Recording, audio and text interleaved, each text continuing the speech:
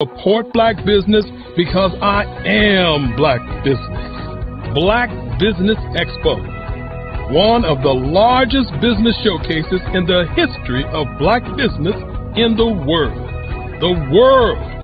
Sign up today at www.blackbusinessexpousa.com or call 919-308-9090. I am black business. I am black business.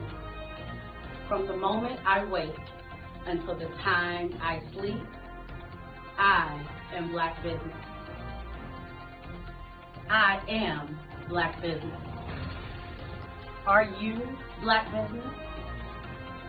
I am black business. Do you support black businesses? I support black business because I am black business. Black Business Expo, one of the largest business showcases in the history of Black America in North Carolina. Join Dr. Eric Kelly III and a host of phenomenal speakers from all around the globe for this 7-day virtual event that you don't want to miss. The mission of the Black Business Expo is to raise scholarship money from kids all the way from high school all the way from college. The Black Business Olympics is one of the largest black business showcases in the world. It is an opportunity for businesses and companies to showcase their businesses globally. We are going to be giving away laptops up to $5,000 away to students. Again, I'm Olivia Appleberry, the founder of 2 Cents Finance and one of the speakers for the expo. I am so excited to see you there. For more info, go to www.blackbusinessexpousa.com or call 919-308-9090 and hope to see you there. I am black business. From the moment I wake until the time I sleep. Yes, I am black business. I am black business.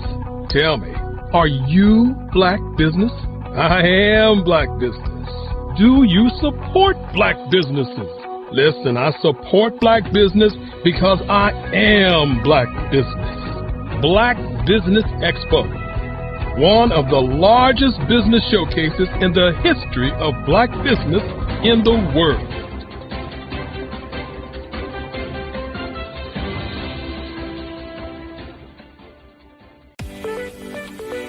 You are in the right place at the right time.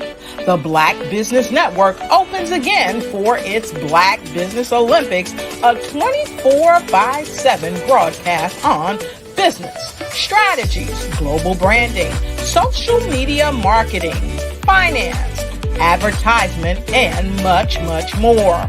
Featuring the top, most powerful entrepreneurs and speakers and thought leaders from all around the world as they gather together for this phenomenal event. Join the Black Business Network streaming live into the metaverse. STEM City, USA, Black Multiverse, Pod TV, Roku, Hulu, iHeartRadio, Apple TV, YouTube, TikTok, Instagram, Google Podcasts, Facebook, LinkedIn, IBM TV, Spotify, and Twitch. Tune in today and be a part of this amazing movement. The Black Business Olympics welcomes you.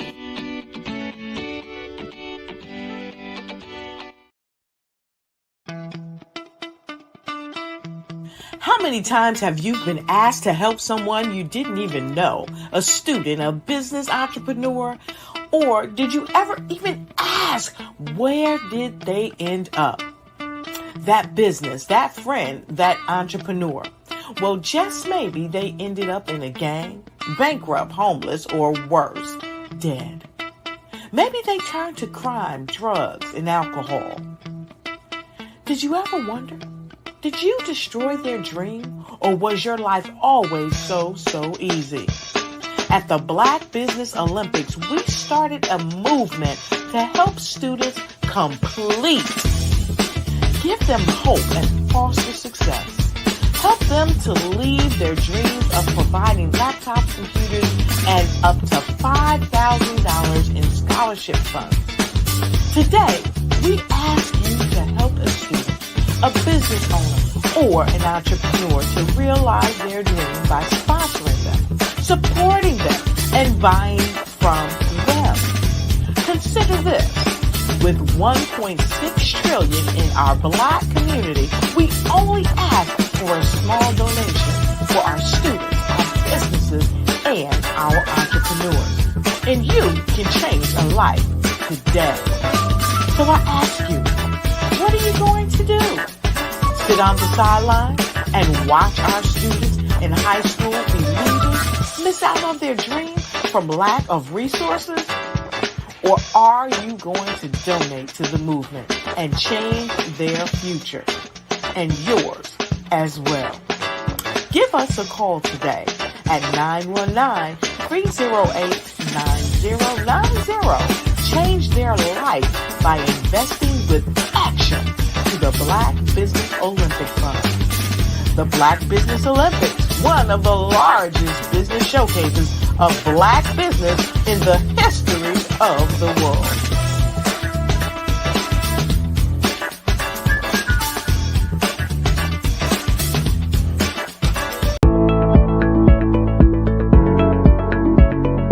Prepare for what's coming and dominate in economic winter. Stand strong and thrive by showcasing your great products and services globally through the Black Business Network and Black Business Olympics. The Black Business Network has showcased over 2,000 companies with over $7 billion in sales each year. Over 10 million attendees have viewed the rebroadcast each month. Through the Black Business Olympics, unique styles of business training and mentoring are turning students into business owners and entrepreneurial warriors who will dominate in any economy. Gain the ultimate advantage of the Black Business Olympics, 7 days of unbelievable topics and speakers speaking around the globe. Donate your time and experience to provide expertise and scholarships to students worldwide and change the world. Now, more than ever, new insights, tools, strategies, and capabilities are needed. This is your chance for a major presentation to the world. Fill out the form and join the more than 2,000 speakers who have presented to over 200 countries. Join the Black Business Network streaming live into the Metaverse, STEM City, Black Multiverse Enterprises, Hulu, Amazon, YouTube, iHeartRadio, Apple, Facebook, LinkedIn, Pod TV, IBM TV, Spotify, and Google Podcasts. Sign up today. Spaces are limited, and we will see you there.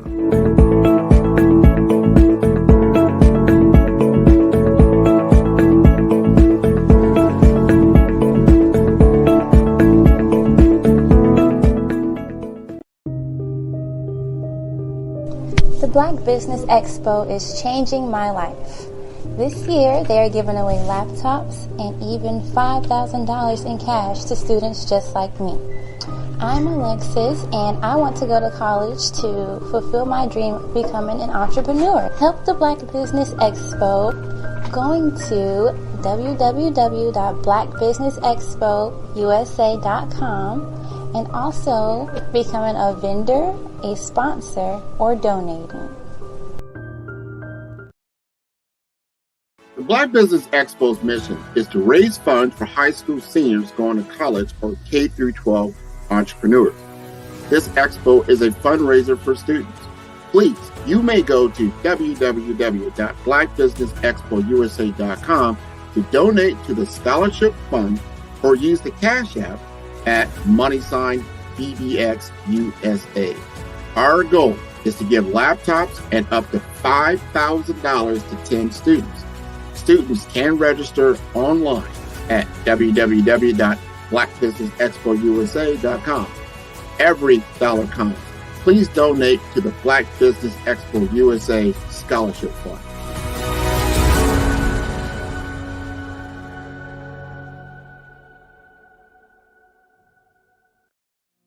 Did you know that approximately 333.34 million businesses exist today, according to a report from 2021?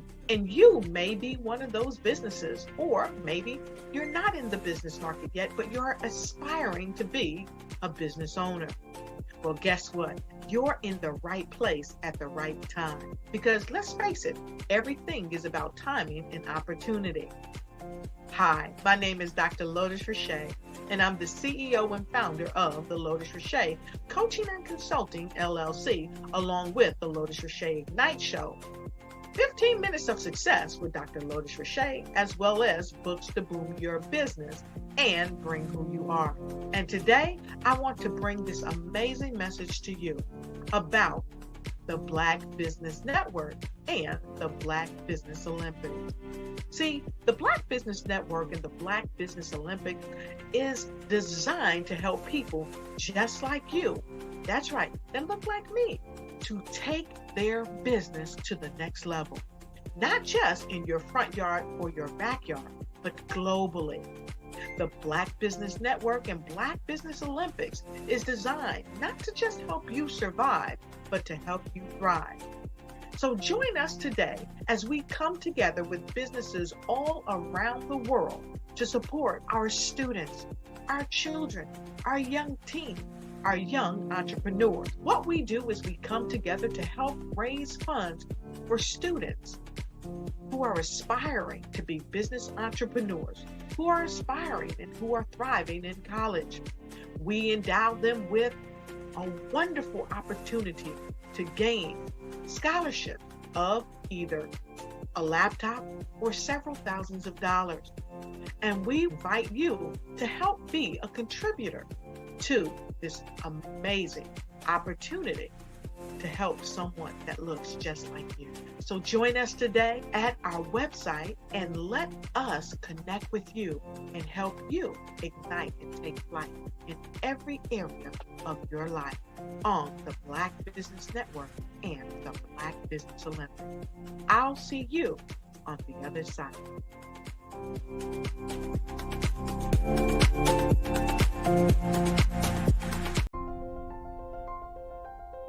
What if you could build your own city? A place where every child can find nurturing people to help them achieve their full potential. A place where every adult can access job training support. Where health education is abundant. Where social justice ruled the land. A place without limitations. Welcome. You have arrived at STEM City USA. It is what every city should be. A safe and trusted community where you find people and resources to help you become everything you are and beyond. STEM City is unlike anything you have ever experienced. It is a digital twin of the world around you, only better. STEM City is about energy and soul renewal. It is more than a digital world. You can almost feel the power of live cultural events, music, and theater.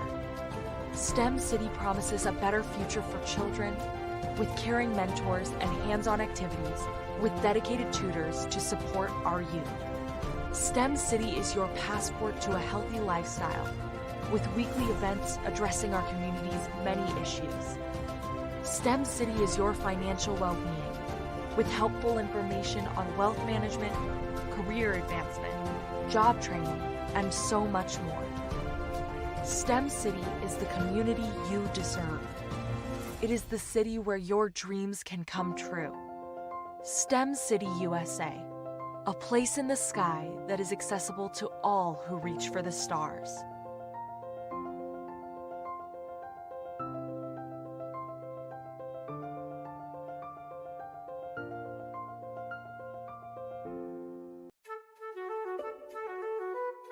This is Dr. Arnold T. Petsworth. He's the owner of Petsworth Vet World, a veterinary clinic in Hopton, Connecticut. His patients include dog, cat, frog, fish, Goldie, dog, and this alpaca. Due to doctor-patient confidentiality, we can't tell you their names. Business at Vet World was steady, and then quarantine hit. Neighbors brought new four-legged friends into their homes.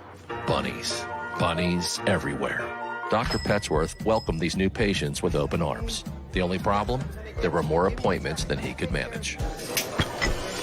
That's when Dr. Petsworth turned to his American Express business card, which offers spending potential that's built for his changing business needs. He decided to hire a new assistant, Julio, and with spending power built for business purchases, he used his card to furnish a new exam room. Together, Dr. Petsworth, Julio, and American Express Business made sure all the pets of Hopton got the love and care they deserve.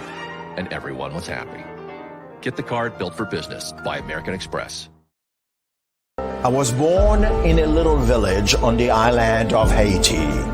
Many deadly diseases pounded me. It is as if they were on a mission to end my existence on this earth. I refused to give up. In 1983, I left Haiti and came to the United States of America. And I came with $5, 2 shirts. I didn't speak any English. I came to Atlanta. I got a job. I was a doorman. I was a doorman with a dream. What I used to come on stage. I'd rehearse this moment that I'm standing in front of you. That's the power of a dream. Maybe today is the day you begin acting as if you already have it. And then step out with full force. Take a risk. No condition is permanent. Don't let your situation distract you. You are chosen. You are called. You are born for a purpose in this life.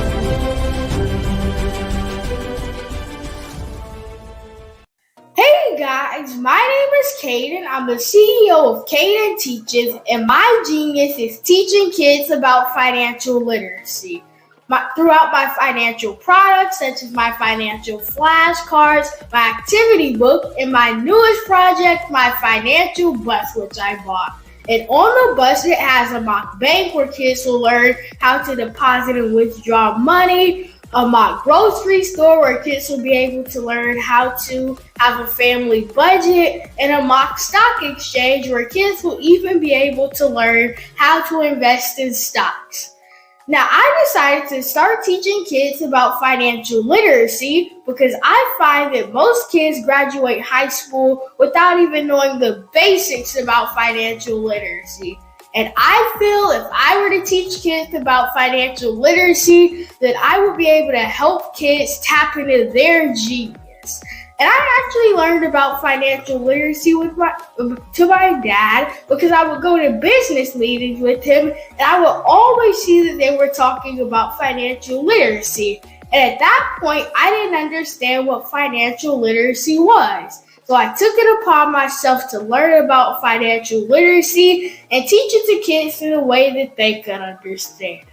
But I want you guys to help me help kids tap into their genius by going to my website, cadenteaches.com, and you can sew into me in my financial bus by going to my GoFundMe link. And remember, if Caden can, you can too. Because genius is common.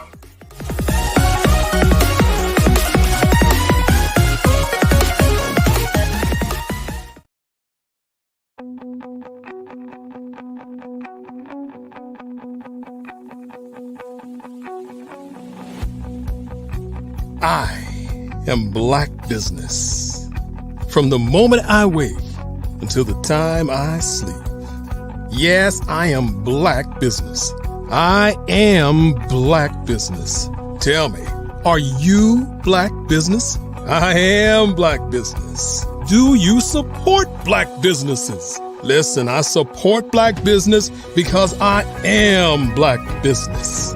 Black Business Expo, one of the largest business showcases in the history of Black business in the world. The world.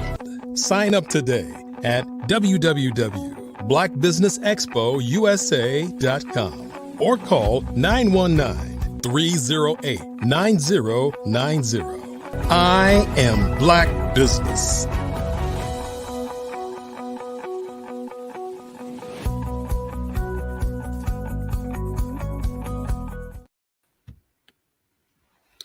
Good morning, business owners, entrepreneurs, thought leaders, and corporations.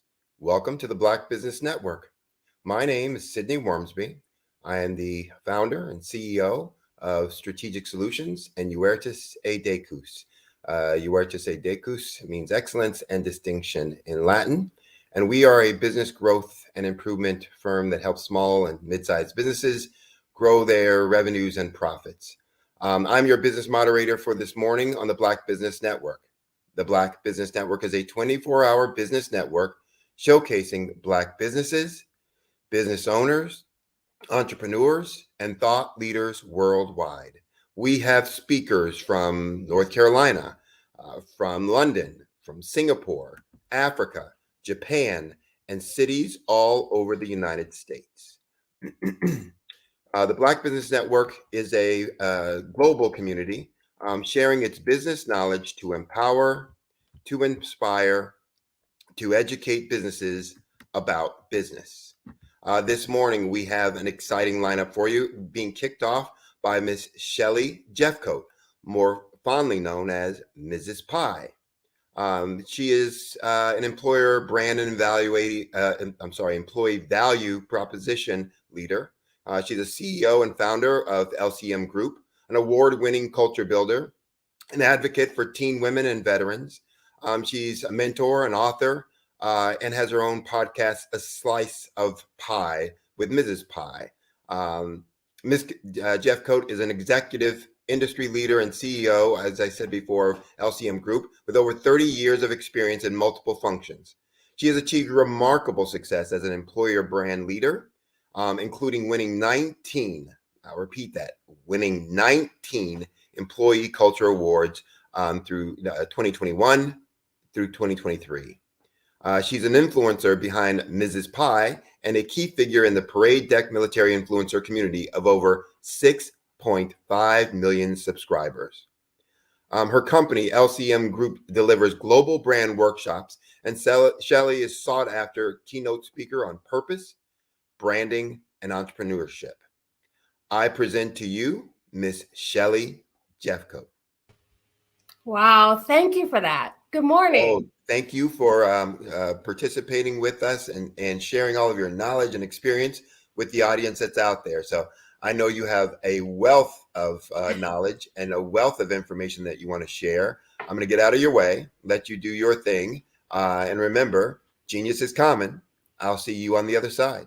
Awesome. Thank you so much for that. That was the best welcome I've had. And just thinking about all of the information that's already been shared, I just want to make sure that I shout out to everybody who's not yet subscribed to watch some of these replays. Just as a lot of information that's already been shared by previous speakers. And obviously, I'm honored to be here. So today is going to be a little bit different. I'm actually going to be talking about branding from a small to medium business perspective. And essentially what I want to do is I want to share some information that's going to help a lot of entrepreneurs and maybe small business owners, maybe mid-sized businesses really think about branding from a business strategy perspective. And hopefully I'll be able to take some questions at the end of our presentation. But I just like to start off with like why branding is so important. And branding, you know, I always say that this is more than just creating a logo and a compelling tagline. It really defines who you are as a company. It helps to communicate your values and your mission. And it really sets the expectations for your clients, your customers, and even future employees. So branding from the sense of building trust with your customers, and that will ultimately help you grow profits as part of the considerations for your business strategy. So in the introduction, you've heard that I have a large amount of experience within this space, but there's some things that I want to really touch on and hone in on today in terms of what we're going to cover. this branding versus marketing can be quite confusing. So I want to start with just really clearly defining what is a brand. I'm going to talk a little bit about brand identity and equity. I'm going to touch a little bit on the social media approach strategically, and then how do you marry purpose and culture as a brand strategy. And again, if we have time, then I'll be able to take some questions from the audience. And also, you can reach me at learncoachmodelgroup.com. So just really simply, a brand it's basically considered an intangible marketing or concept that allows people or helps your clients, your potential clients, and even your competitors to identify your company, the product, or the individual. And there's 3 different types of branding. So the first one most of us are familiar with, especially if you're in the LinkedIn community, is personal brand, where you talk about the values and what you bring to the table, how you serve yourself up and how people come to know you. That's personal brand. Employer brand is essentially an organization and the way it identifies itself, how it communicates to candidates and also to employees about, their approach as an employer. And then a business brand is what a lot of us are very familiar with, where we talk about the mission and the company, the service it provides. But the brand is, honestly, the most important and valuable asset that a company can have. So some examples of brands, some of the top most recognizable brands includes Apple. So if I say these brands, immediately you'd have an image that comes to mind, or tagline that comes to mind. So recognizable brands like Apple and Google and Amazon and Microsoft, for example, immediately they have the brand equity that helps you understand what is the value of that brand, what's the service that they offer. So as you're thinking as an entrepreneur about how you're building a strategy around your brand, it's really important to start with the values that you're providing and, what do you want your clients to come to know you for? And then you shift to what a lot of people do is, they build out a website and then they're trying to figure out how they become known and how do people find you. You actually have to start backwards and really identify what are the core values that your company offers. What do you want to be known for as that business? Again, whether you're an entrepreneur, small, medium, or a large company. And then you start looking at all of the digital spaces. So 3 places where you'd consider using your brand. The first one is kind of obvious, is mainly as a differentiator. So when a company or business needs to set themselves apart from others who provide, basically similar services in the marketplace, you need to have a brand that's established and it needs to be consistent in the messaging. So take, for example, you have, 2 hair salons on the same street or in the same business park. You need to be able to differentiate yourself between company A and company B. So having a really strong brand strategy will help you do that. The second thing is really around sales. So, how you introduce new products and services. So just think about when Apple rolls out a new phone, when another iPhone comes up, the company doesn't have to roll out something that says, we are offering X and reintroducing the company behind it. They just throw out, iPhone, the number, and, we're all rushing to the store. And the reason that is because they've established a brand and they understand that the consumers are going to stay loyal to those brands because we know them and we trust them. So that's another reason why, you need to think about your brand strategy around sales. The third area is actually around reputation management. And so branding helps you show your potential customers and even maybe future investors, for those of you all who are just starting out, it helps you show that you're an established and a credible business. And if you think about the way that you respond to, maybe service that went wrong or, poor feedback from your customers, how you're responding back to your clients, whether you have one client or thousands, it's really important. But if you're not managing your credibility and your reputation, that could actually impact your brand. And so that's why you have to think about what your process and what are some of the methods you're going to put in place to support that brand. So those are, when to use your brand. The first thing, as I said, is to differentiate yourself within the marketplace. The second area is really helping you from a sales perspective, how you introduce your new products and your services. And then the third place is around reputation. And notice I haven't said anything about logos or colors or the digital media space, because that comes later. You need to build the foundation for your brand strategy first before you, start spending money on, putting out beautiful ads. Okay. So brand identity, so this now is where you're thinking about how you communicate, your actual brand. So when we talk about brand identity, we're talking now about what a lot of people are very familiar with. So the first one is taglines. So taglines essentially are slogans that tell people who you are and what you stand for in very few succinct words. So if you're an entrepreneur or you're just getting started, thinking about these taglines, it has to align back to who you are, what you stand for in few words, right?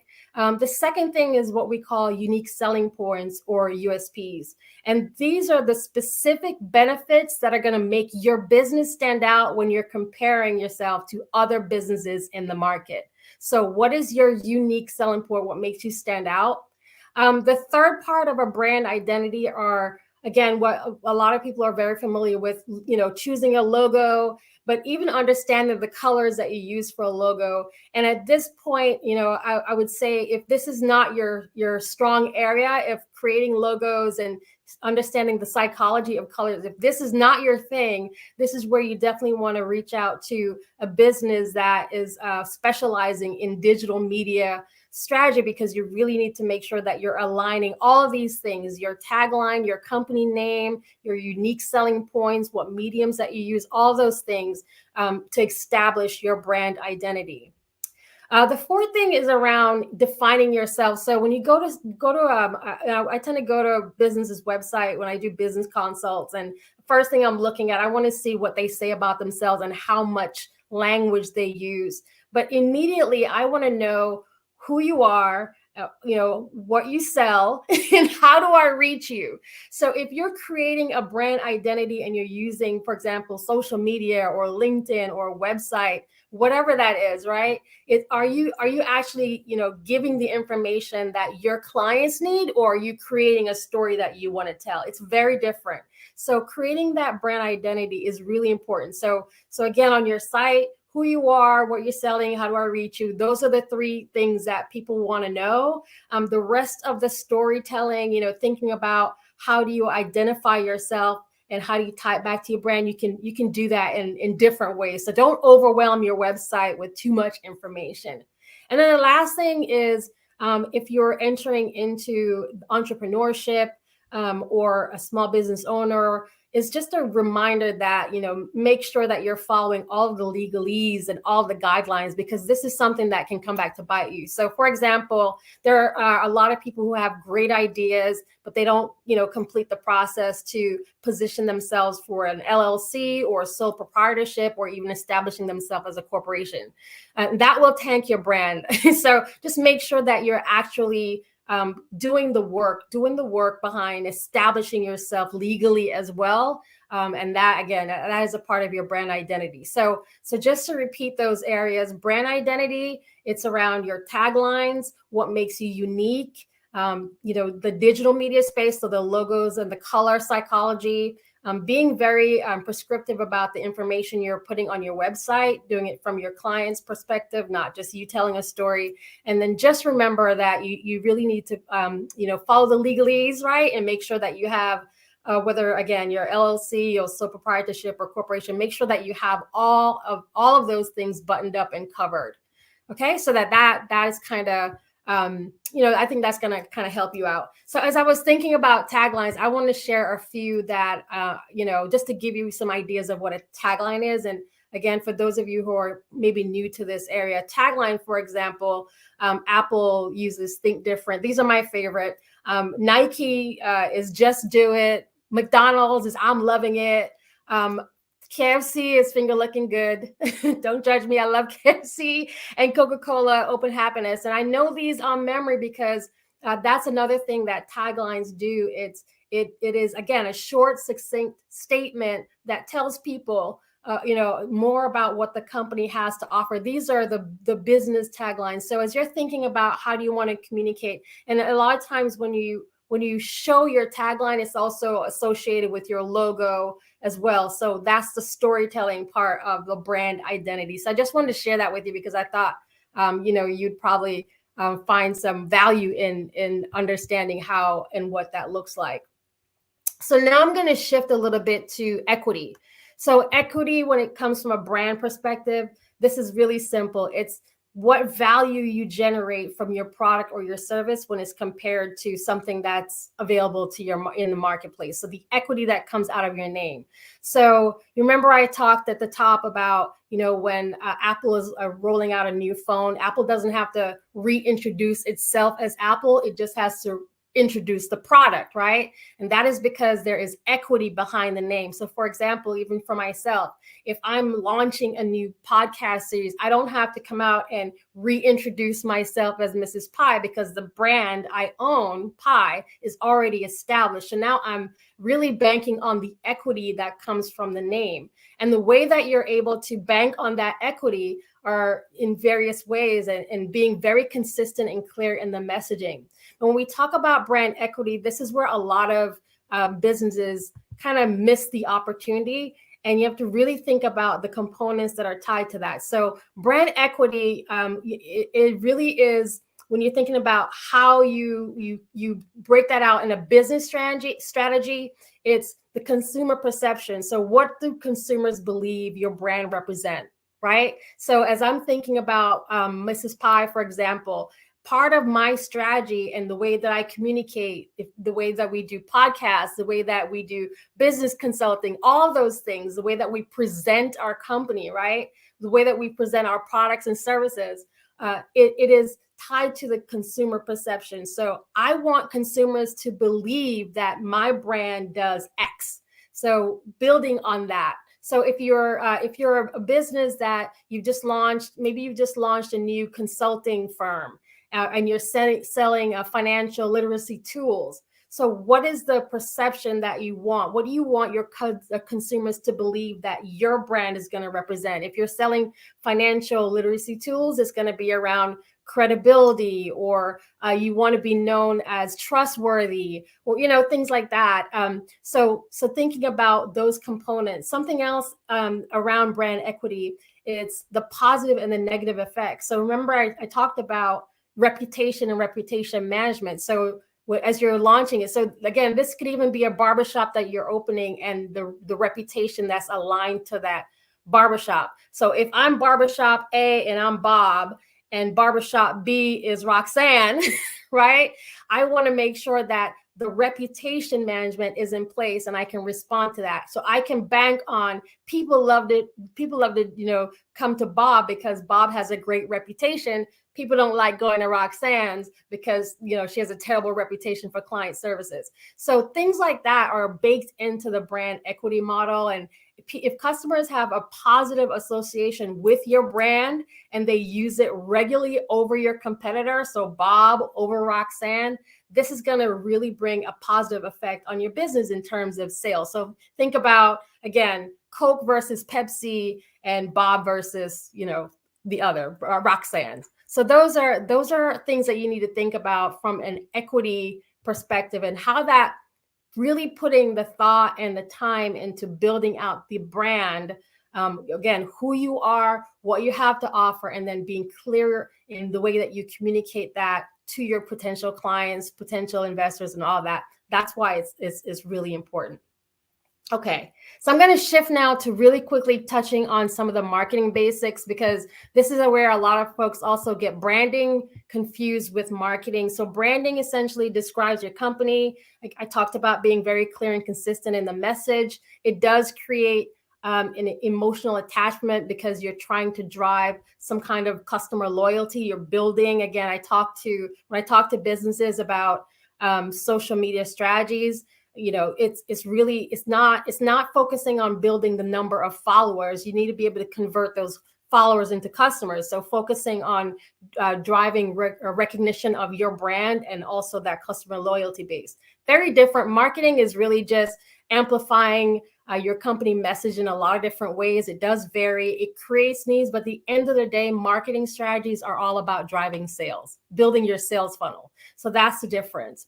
And then furthermore, as I was thinking about, building, a lot of folks, they join or they become entrepreneurs because they're following a sense, I call it a sense of purpose. But that purpose also has to be translated. A vision has to be translated to your customers, has to be translated into an actual strategy. So this is where you'd want to think about, how you position yourself. Again, what is it that you're looking to offer? Being very clear about how you're different from your competitors. And purpose shows up in a lot of different ways, but at the end of the day, you have to be able to execute. Do you understand the priority and the perspective of your clients? Are you presenting a value to those particular clients? Purpose also shows up in other ways where how are you serving out the community? So if you think about this expo as an example of a business that's operating alongside purpose. So we started out, you've seen a lot of the ads and, watching all of the opening credits, and you've seen a lot of amazing businesses prior to me coming on. And that part of what we're attempting to do here is to raise money for scholarships. Well, that's a clearly defined purpose at work. So if you're someone who's, I'm starting this business and I feel like this is my purpose, you can actually use that purpose as a part of your strategy, as a part of your brand strategy. But again, you have to make sure that you understand the priority and the perspective of your potential clients. You got to make sure that you're very clear about what that purpose is, and then you're presenting an actual value. You're not just presenting purpose. So those are the key things that I really wanted to share. As I started out, and again, I just want to make sure that I leave this with you, that your brand is your most valuable asset as a company. Again, as I started out, it's more than a logo and a tagline. It's more than choosing beautiful colors. It's something that you're thinking about as you're building the business. And if you're at a point in your business where you need to pivot and adjust, it's okay to do that. Brands adjust all the time. Hello, Twitter versus X. So brands adjust all the time. So you need to be able to make that move or be flexible when you need to in terms of responding to what your market needs determine. Your brand defines who you are as a company. It should clearly communicate your values and your mission. It should set the expectations for your customers and maybe future employees if that's where you're going, and also building trust with your customers and growing profits, right? Because we are in the business as a business to make money, right? So those are the considerations that I wanted to share, and I'm going to pause to see if there are any questions that might have come into the room by any chance.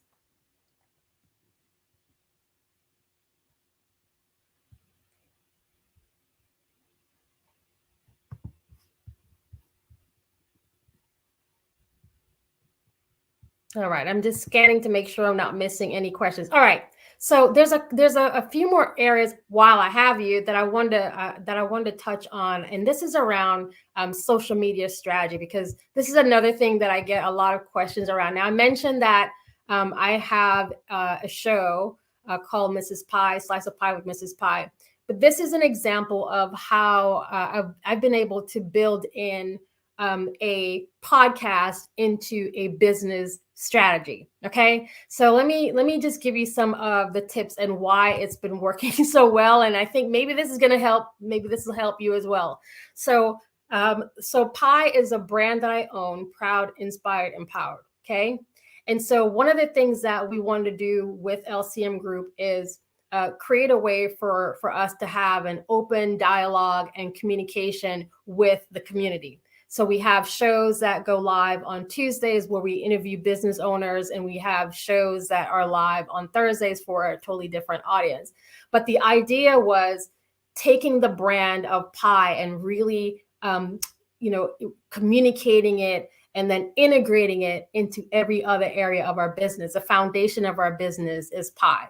So if you're talking to us about brand consulting, ties at the foundation. If you're talking to us about podcasting, whatever, it's the same thing. So what we did with the Mrs. Pie podcast and the way that became a part of our business strategy is we understand that the way that we reach our target audience is you got to be out front. Okay. So we started building out these podcasts as a way to reach different business owners. It's given us an opportunity to show our value and show what makes us different, our differentiator as a brand. And then it is a remarkable experience because what's happened is we've successfully been able to take a personal brand and build it into a business brand and vice versa. So a question that I ask businesses that are thinking about social media strategies and how they're going to execute that. I always ask people this question: what is the Kardashian brand?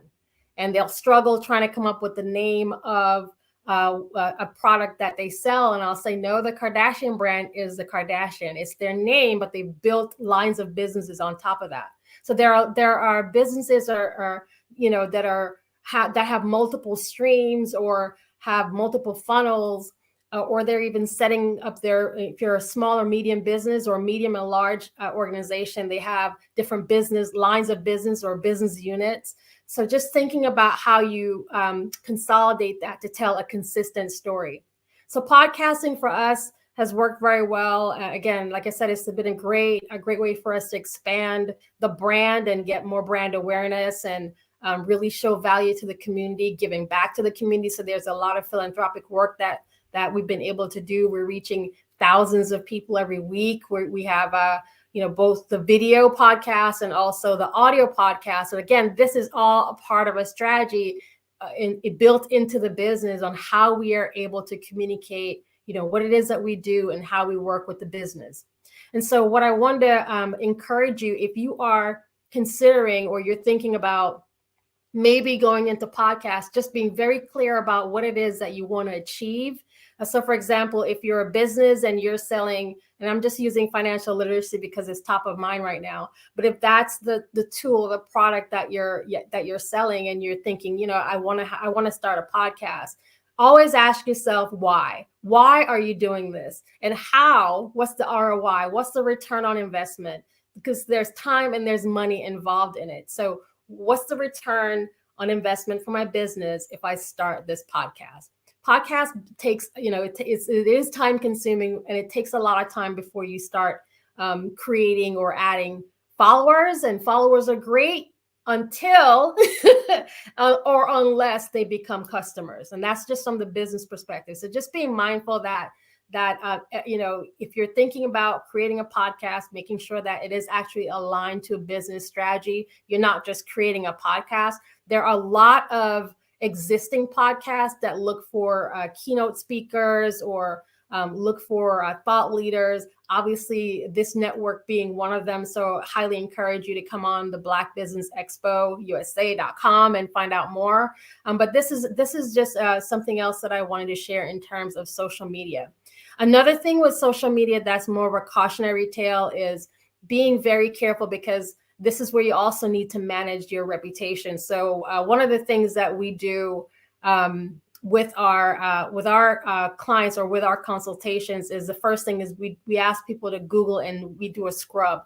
There's a lot of things that are on social media that can negatively impact your brand. You don't have to like and share everything that you see on social media. And you have to think about the positioning of your business. If you're a business owner, or even if you're an executive within the business, or you have a team within that business, just remember that everything that you say on social media remains on social media. The information is always there. So just be mindful about what you're communicating on social media as a business. Again, especially entrepreneurs, what are you communicating on social media and how that will positively or negatively impact your business, your bottom line, and then just being very creative or just being very cautious about, how you're representing your brand on your business. The last thing I want to share around business and social media is there are a lot of tools and mediums that are available. So there's still, Facebook still exists. Okay. So there are a lot of Facebook groups that still exist. I realize a lot of people shifted from Facebook, but there's a healthy community there. There are still millions of people using that medium. But if that's not the place for you, then, maybe thinking about Instagram and LinkedIn, absolutely, and TikTok and things of that nature. But try not to be everywhere all at the same time, and kind of focus on the mediums that work for you. If an audible version is the route for you, and you prefer to not ever be on video, then thinking about a medium that satisfies that. There are a lot of folks that are doing podcasts, meaning traditional podcasts, meaning they're audible, like Spotify and podcasts, info, and all of those things. So just really thinking about which medium works well for you, and get the message across. And then what is your long-term goal for being on social media? Again, if you're in business, it really should be helping you generate sales. Maybe it's the way that you're staying connected with your customers, your potential clients. Maybe it's the way that you're bringing awareness just to your company. So maybe it's purely for awareness. Or maybe it's a way for you to attract investors in future projects and things like that. And if that's the case, then just being very strategic and clear about what that is, and how you're going to support those efforts. So those are the kind of the cautionary tales around social media that I wanted to share. Hi, Sydney. Hi. All right, so we're going to wait for Sydney to come back in. I could talk for days on branding and social media space, and like I said, happy to take questions. Yeah, I didn't mean for you to stop so abruptly, but it was a wonderful, wonderful talk, jam-packed with info and insights. And as I work with my clients, taking the information from branding to how they grow their business, so many of the things that you talked about there, the things that people either misunderstand or misuse, don't quite understand what branding is, and therefore, are working on the wrong thing. So I know it should be, very, very helpful for folks. Now tell people how they can, again, get a hold of you when they want to take this conversation further, or, engage you in, your consulting about branding, et cetera. So you can reach us at learncoachmodelgroup.com.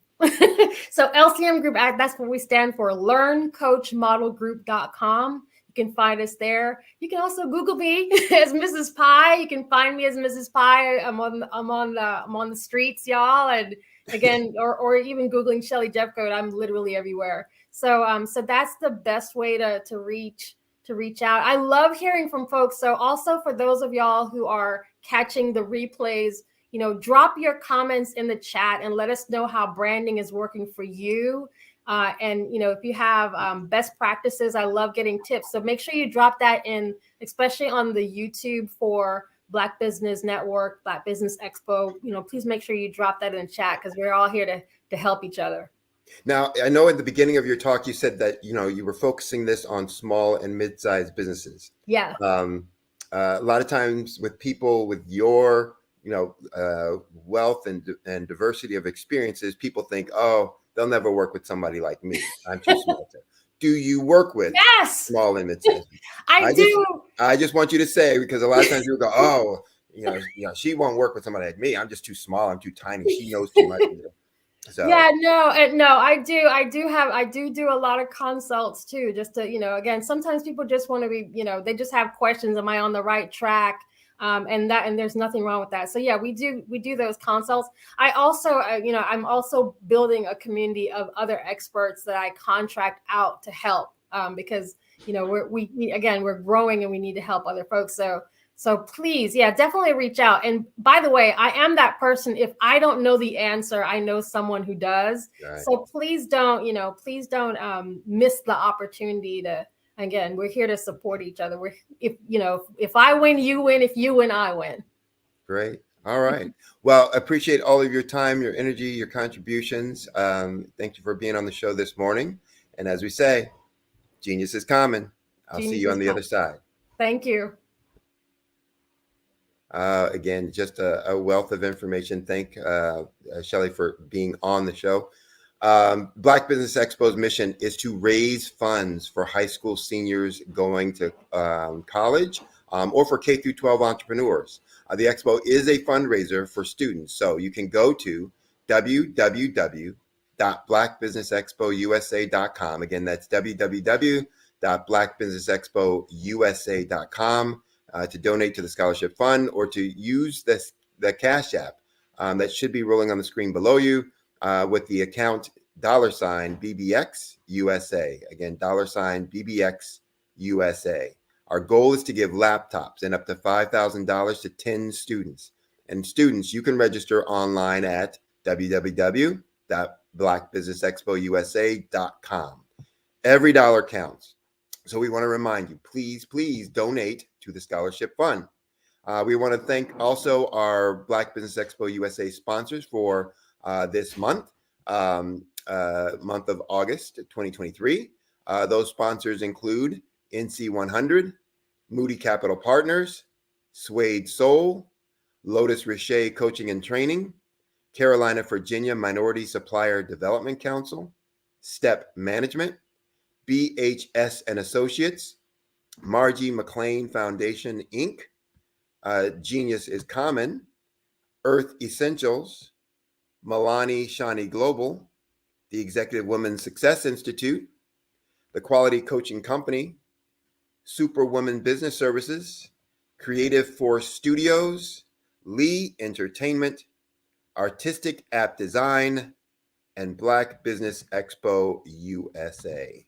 So remember, genius is common. I'll see you on the other side. Over the past few years, we've seen the growth of existing and new initiatives focused on financial inclusion, building global networks, and reducing the wealth gap in response to the idea there's not enough seats at the table. Whether their outcomes are to increase the representation of Black executives on corporate boards, ensure an inclusive global economy, or to create new U.S. African commercial pathways, the strategies are often carried out by separate programs.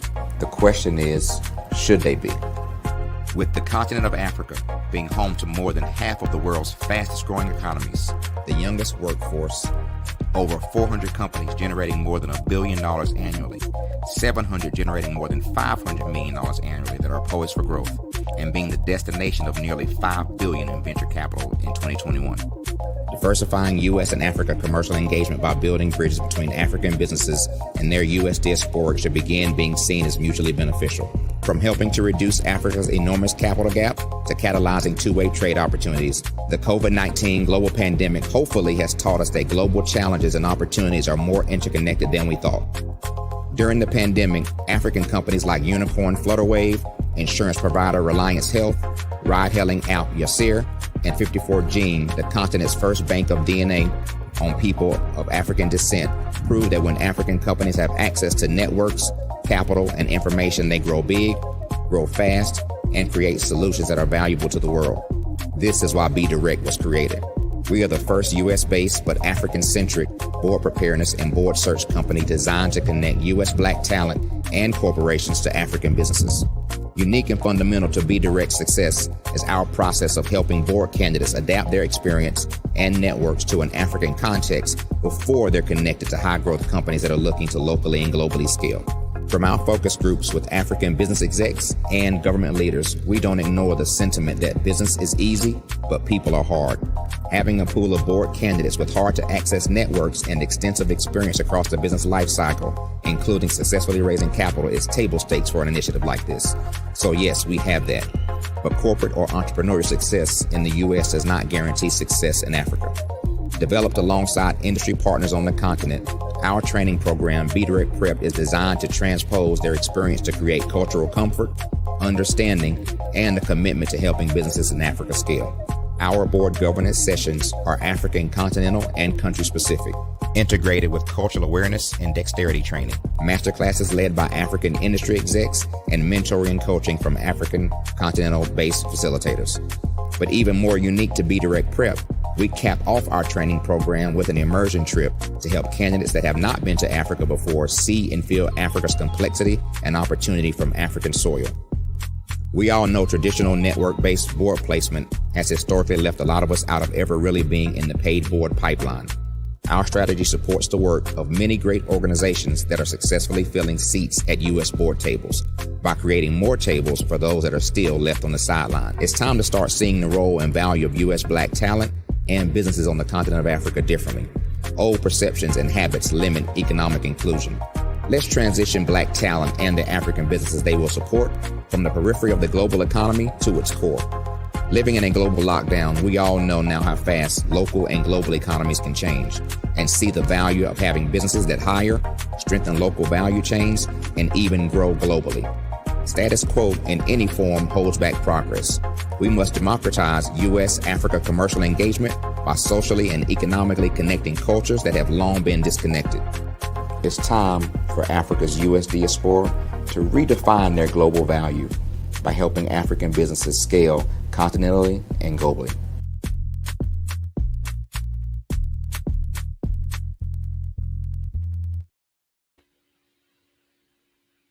Hey guys, my name is Caden. I'm the CEO of Caden Teaches, and my genius is teaching kids about financial literacy.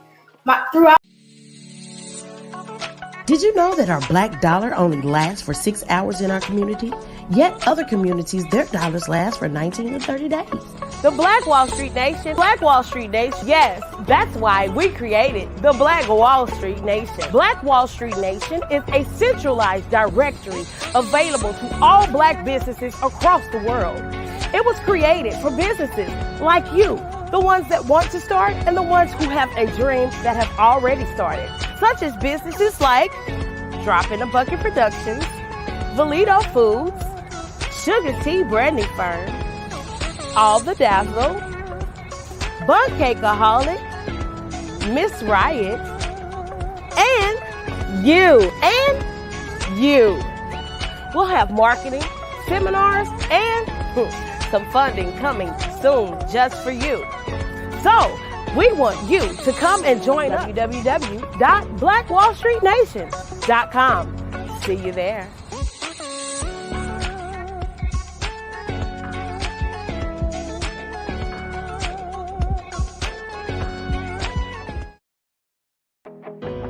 I am Black business. From the moment I wake until the time I sleep, I am Black business. I am Black business. Are you Black business? I am Black business. Do you support Black businesses? I support Black business because I am Black business. Black Business Expo, one of the largest business showcases in the history of Black business in the world.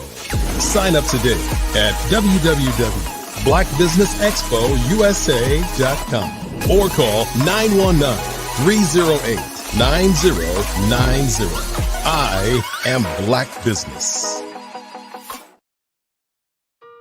Hello, this is Israel, and I am CEO of Daydreams Interactive and author of Princess Planet. So, genius is common, and as a kid, I loved to daydream. Even as an adult, I loved to daydream. And when my daughter became 6 and loved princess characters, but we just could not find the diversity that showed her, we created our own characters.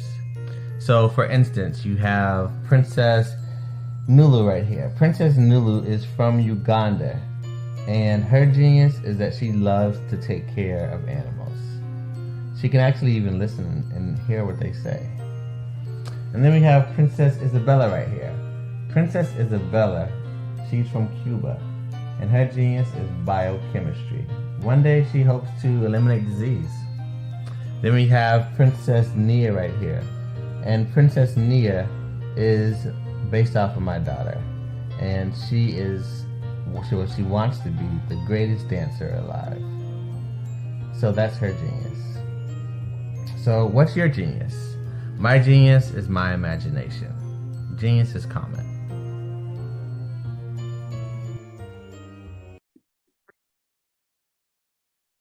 Hello, I'm Dr. Madeline Ann Lewis, President and CEO of the Executive Women's Success Institute. And my genius is helping women accelerate the path to success. You know, I was blessed to have strong women in my life who encouraged, motivated, and pushed me to do my best and to never even think about giving up on my dreams. So I say to women, we must show up to rise up. We have talents and potential, but who will see them if we don't speak up and get noticed? I know that women are a tremendous resource on this planet, and there is nothing more fulfilling than helping a woman tap into her full potential. I do this because I want to be a part of helping as many women as I can to show up, to rise up. I do this because genius is common.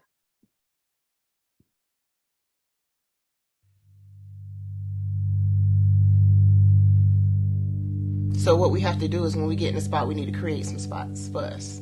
That's the main thing. We need to be able to be in a position where we're able to create those spots for us. For me, being an entrepreneur, I'm not just going to get a business and then leave you sitting high and dry. If you ask me some questions about entrepreneurship, I'm going to give you as much as I received. I've seen people who made it, and then when you ask them, it's like, okay, now you have to pay me for the information, the same information I got for free. We probably in totally different cities. There's no way that we're going to bump heads or anything. We're not competing. Bring me up with you. And so I just think that whatever education that I have, then I need to be able to give that to my own as well. So create the spots. You can create the spots when you get there.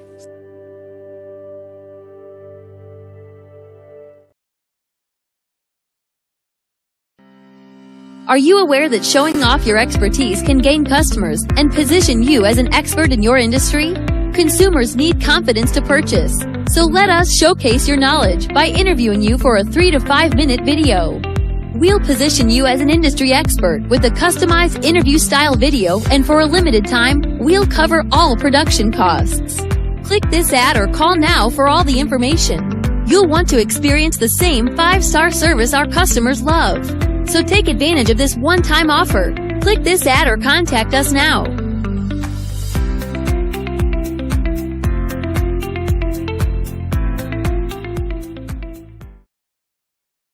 Phenomenal Tanya T. Wise, who is here from the great state of Maryland. Tanya, welcome and thank you for being with us today. Can you indulge our audience a little bit and tell them just a little bit more about who you are and what it is that you do? Well, I love being able to talk to people and have a magnetic attitude, being able to just show them. So I always like to say, level up is Coach at Tanya T. Wise here. So can you tell our audience, just give them a teaser about what your presentation will be about? So my philosophy is that we should all be living our dream life.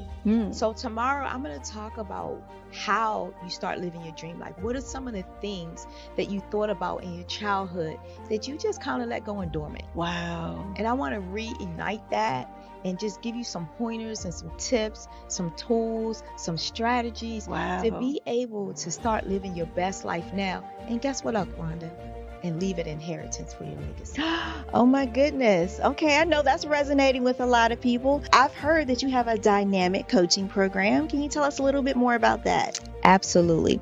So our coaching program help people that have the lack of time, that lack strategies, and lack the confidence to go after their dream life. So we help them implement tools, we help them implement strategies, as well as give them resources so that they can live their best life now and leave that inheritance. Wow. Oh, I love that. I love the leave the inheritance part. Listen, you are dropping some major nuggets, and I know a lot of what you're saying is resonating with a lot of people, but I think we're all curious. How did you even make this transition into the speaking and coaching arena? What's the story behind this? So I started out in finance, and I realized that a lot of people don't necessarily go after their dream life because of the lack of finances or the education behind finances. But it wasn't until I lost my firstborn, my only son, that life changed for me. And where I was going after it all, living the corporate life, hit my 6-figure income, and living in my dream house with my dream man, driving my dream car. I nearly lost it all when I lost my son. And so I realized it only takes one financial catastrophe that can change your entire life. That's what made me start All New Beginnings. Because no matter what's going on in life, there's a new beginning. And because of that, we develop a program called Wise Minded. My little slogan is, don't just dream it, let's live it. If they want to connect with you or work with you, what is the best ways for them to be able to do that? Well, for my social media guru, you can connect with me on every single social media platform as Tanya T. Wise. Did you know women represent just 3% of Fortune 500 CEOs and less than 15% of corporate executives at top companies worldwide? Have you wondered what the secrets are to getting into the top ranks, whether in the private or public sector? Do you want to figure out how to stop being held back in your career or passed over for promotion? Then you're in the right place. Hi, I'm Dr. Madeline Ann Lewis, President and CEO of the Executive Women's Success Institute. I have decades of experience in the military, the federal government, and corporate America. And my mission is to help women succeed and tap into their full potential. I want to reach 1 million+ women around the world to become the leaders they are meant to be. So if you want to move into a management or executive level position, or maybe you are a female veteran transitioning out of the military into business entrepreneurship, then reach out to the Executive Women's Success Institute at 301-693-3284. Let us get you on the fast track to success.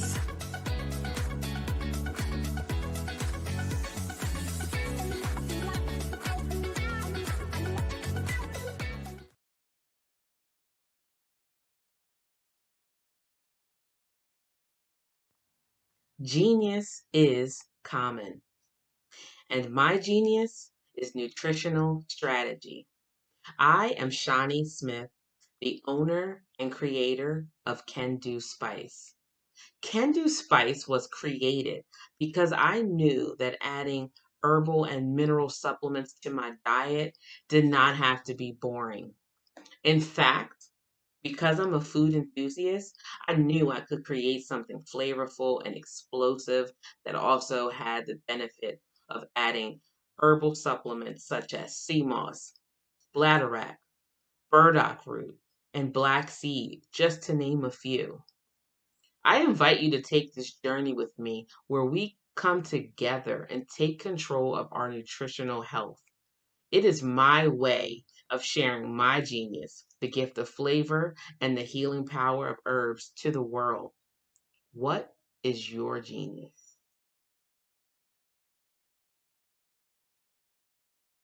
Hey, it's your girl Colette V. Smith. The V is for victory.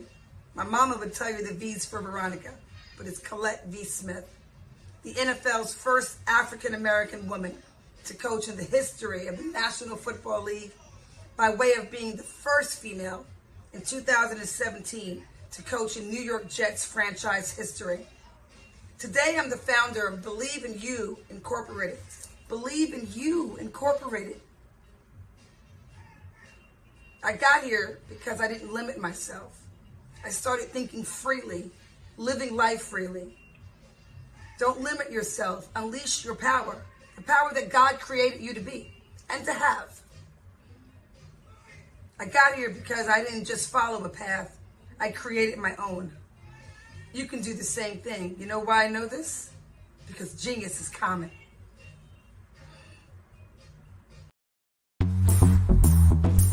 Attention all entrepreneurs and companies. Are you looking for reliable and efficient virtual assistants and back office support to help you manage your business tasks? Look no further than Superwoman Business Services.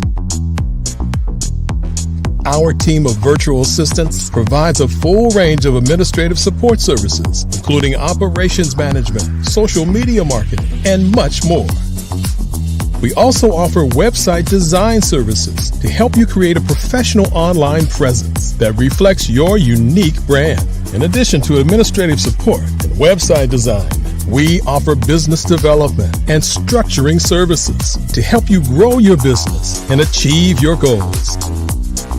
We'll work closely with you to identify areas of improvement and develop a customized plan to help you reach your full potential. At Superwoman Business Services, we understand that running a business can be overwhelming and time-consuming. That's why we're here to help you fly high and achieve success. Our virtual assistants are highly skilled, experienced, and dedicated to providing you with the support you need to thrive. Come fly with us and take your business to new heights.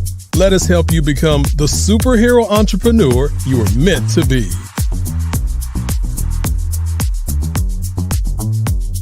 Contact Superwoman Business Services today to learn more about our back office support services. Come fly with us and take your business to new heights.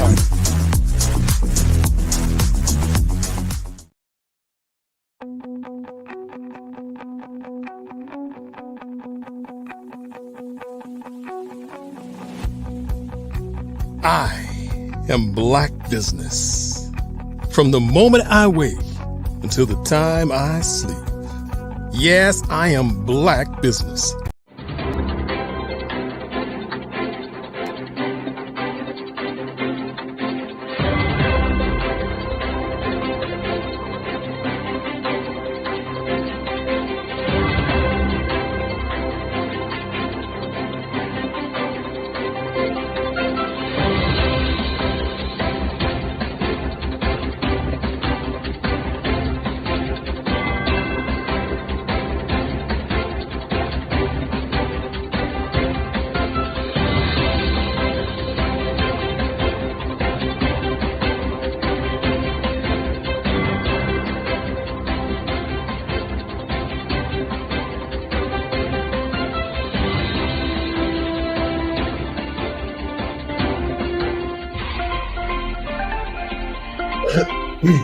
Join Dr. Eric Kelly III and a host of phenomenal speakers from all around the globe for this 7-day virtual event that you don't want to miss. The mission of the Black Business Expo is to raise scholarship money from kids all the way from high school all the way from college. The Black Business Olympics is one of the largest Black business showcases in the world. It is an opportunity for businesses and companies to showcase their businesses globally. We are going to be giving away laptops up to $5,000 away to students.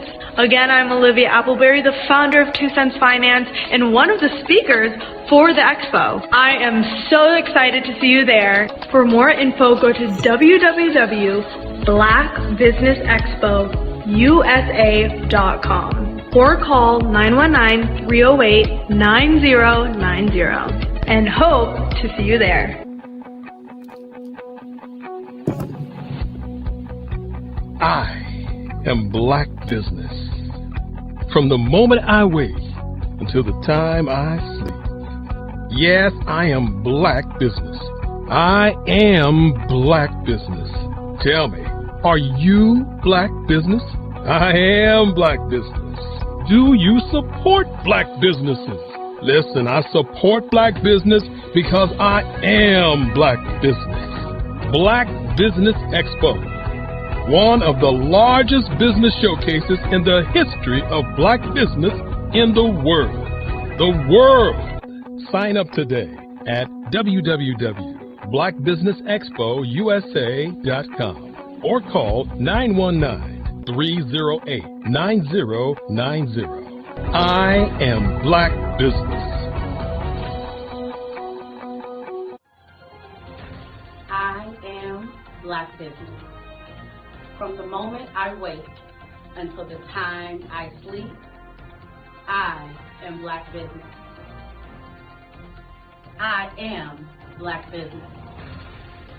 Are you Black business? I am Black business. Do you support Black businesses?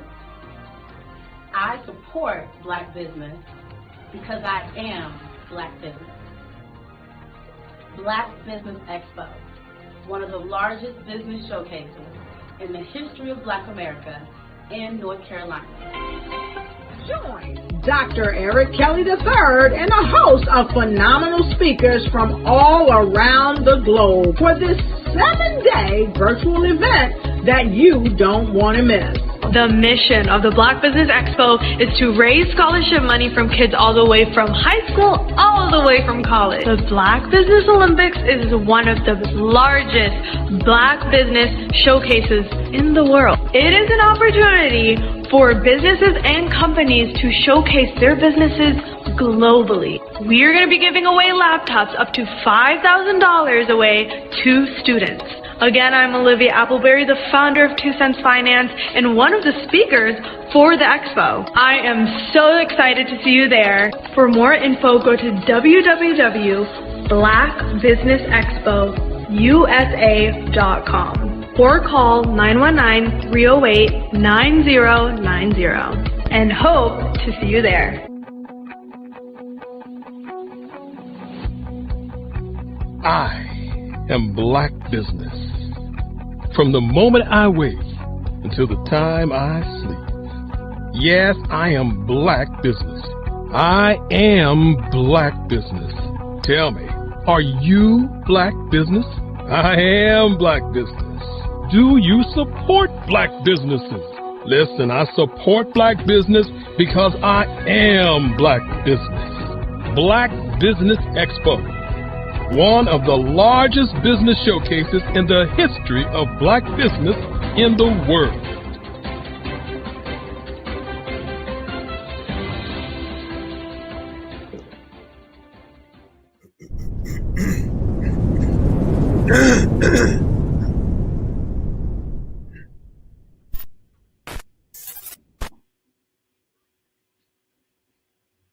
Good morning, business owners, entrepreneurs, thought leaders, and corporations. Welcome to the Black Business Network. My name is Sidney Wormsby. I am the CEO and founder of Strategic Solutions and Uertis A. Decus. We are a business growth and improvement firm that helps small and mid-sized businesses grow their revenues and profits. I am your business moderator for this morning on the Black Business Network. And the Black Business Network is a 24-hour business network showcasing Black businesses, business owners, entrepreneurs, and thought leaders worldwide. We have speakers from North Carolina, London, Singapore, Africa, Japan, and cities all over the United States. The Black Business Network is a global community sharing its business knowledge to empower, inspire, and educate businesses about business. Our next speaker is Mr. Wade Randolph, who's the CEO of Randolph Unlimited. And over the last 18 years, he has worked throughout the nation, imparting invaluable wisdom to fellow business professionals. Whether the focus is on enhancing leadership capabilities, cultivating efficient teamwork, utilizing motivational strategies, or refining business communication, he serves as the motivating factor in providing business professionals with a wealth of best practices and strategic insights. These insights empower you and other business owners and business professionals not only to stay ahead, but to truly excel beyond your competition. Wade invites you to step into a realm where excellence thrives and mediocrity is left behind. I present to you Mr. Wade Randolph. Oh, you're on mute. Good morning. Good morning. Good morning. How are you? Great. You know, I tend to tell my clients I demand that my day go good. How about you? Well, I make my my day go good. It won't just listen to me. So, but I try to make it happen. So you got more power than me. You can make yours listen. Yeah, well, we will see about that. I always say there are three types of people in this world: people that watch things happen, people that wonder what happened, and Right. people that make things happen. So we're going to make something happen this morning. There you go. There you go. Well, I'm going to get out of your way and let you Well, talk we to were folks. going to do I was hoping that you would stay around and we'll do a fireside chat, or okay. And then we'll just give people insights and strategies, or Shelley, of what leadership is and how we can give them insights to take their job, their business, and personal life maybe to the next level. So if that's not you, that must be Shelley. Shelley, good morning. Good morning. And that is right up my alley. So I'm really looking forward to hearing more of what you have to say. And I definitely want to talk to you about your book. I want to dig into that a little bit more. So let's get started. Okay, it's all you. All right. So the first thing is, and I am doing my cheat notes because I was trying to figure out a better way to prepare for UA. But again, this topic is kind of dear to our hearts. And as I was thinking about the book that you wrote, How to Lead During Times of Change, Challenge, and Chaos, this is perfect timing. I think a lot of us coming out of COVID, quite frankly, and the pandemic and all those things over the past 3 years, we really needed to, refine our skill sets when it comes from a leadership perspective. So I just wanted to know, just to get started, how did you get started in leadership training? Realistically, sometimes you have to be willing to move past your comfort zone. See, what keeps us a noose around our neck, what keeps us small and living a life that is less than what we deserve, is staying in our comfort zone. I'm reminded of one time when I was called I used to run real estate firms, used to be managers per se, of real estate firm. The last firm that I worked in, the owner called me in and said, look, we're going to make some changes. I said, good. He said, well, I want to talk with you. And I'm like, I'm busy now. I don't know about you, but if you've ever been in a job and you tell the owner you're busy, that doesn't go well. So he said, look, I really need to talk with you. We're going to make some changes, and I need to have you in my office about 3. Say 3:05 won't work. I was there at 2:30 just to ensure that I could meet with him. And he said, Mr. Randolph, you seem like a person here that knows how to approach the people, knows how to motivate them. But, our production is not the same. So we're going to let some people go. Wow. And I said, well, what does that mean for me? And he says, well, we are hoping that you would consider being the new manager. And I said, well, I appreciate that, but I'm not interested in being a manager because we've already have a manager. He said, let me tell you, we released the manager before this meeting. And quite frankly, if you're not interested in being the manager, then we don't need you. Wow.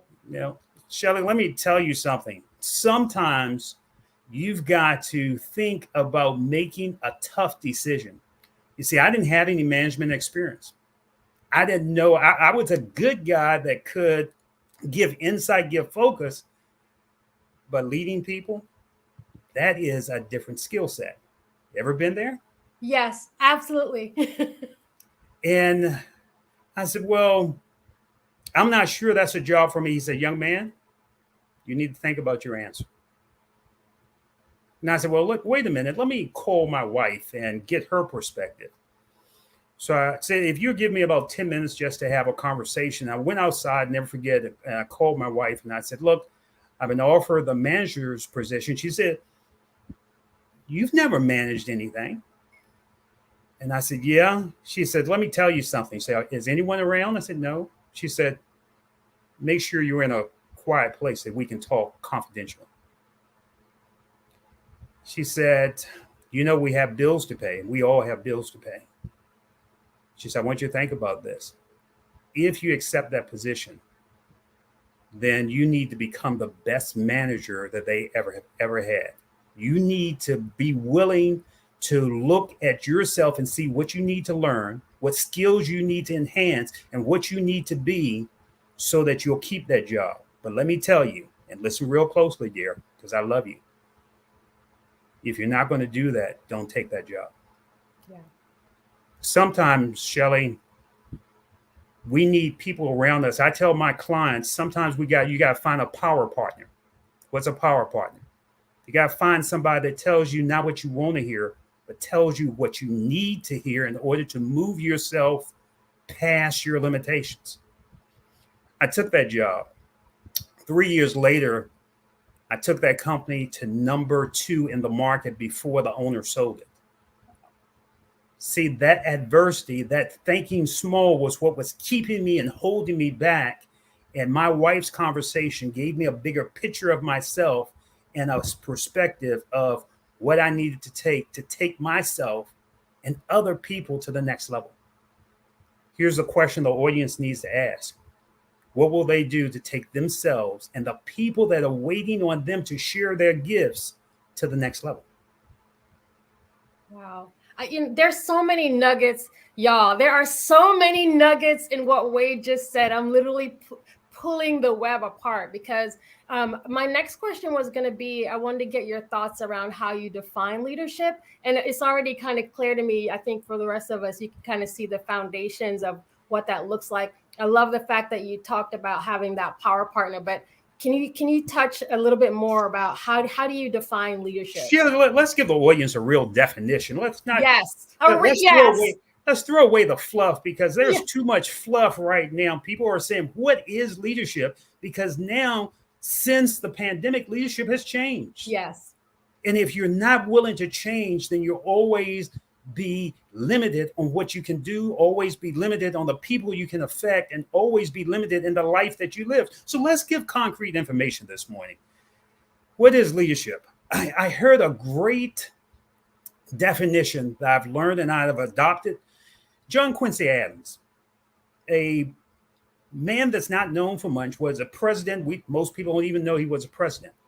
But one thing that he said, if I can help a person to do more, to dream more, to accomplish more, I am a leader. So here's the question we have to ask. And I want the audience to step back and think for a moment. Who are you helping to accomplish more? Who are you helping to dream more?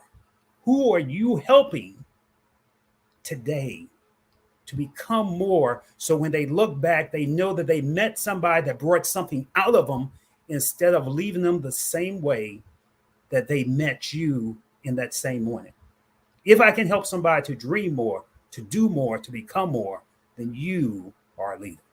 Wow.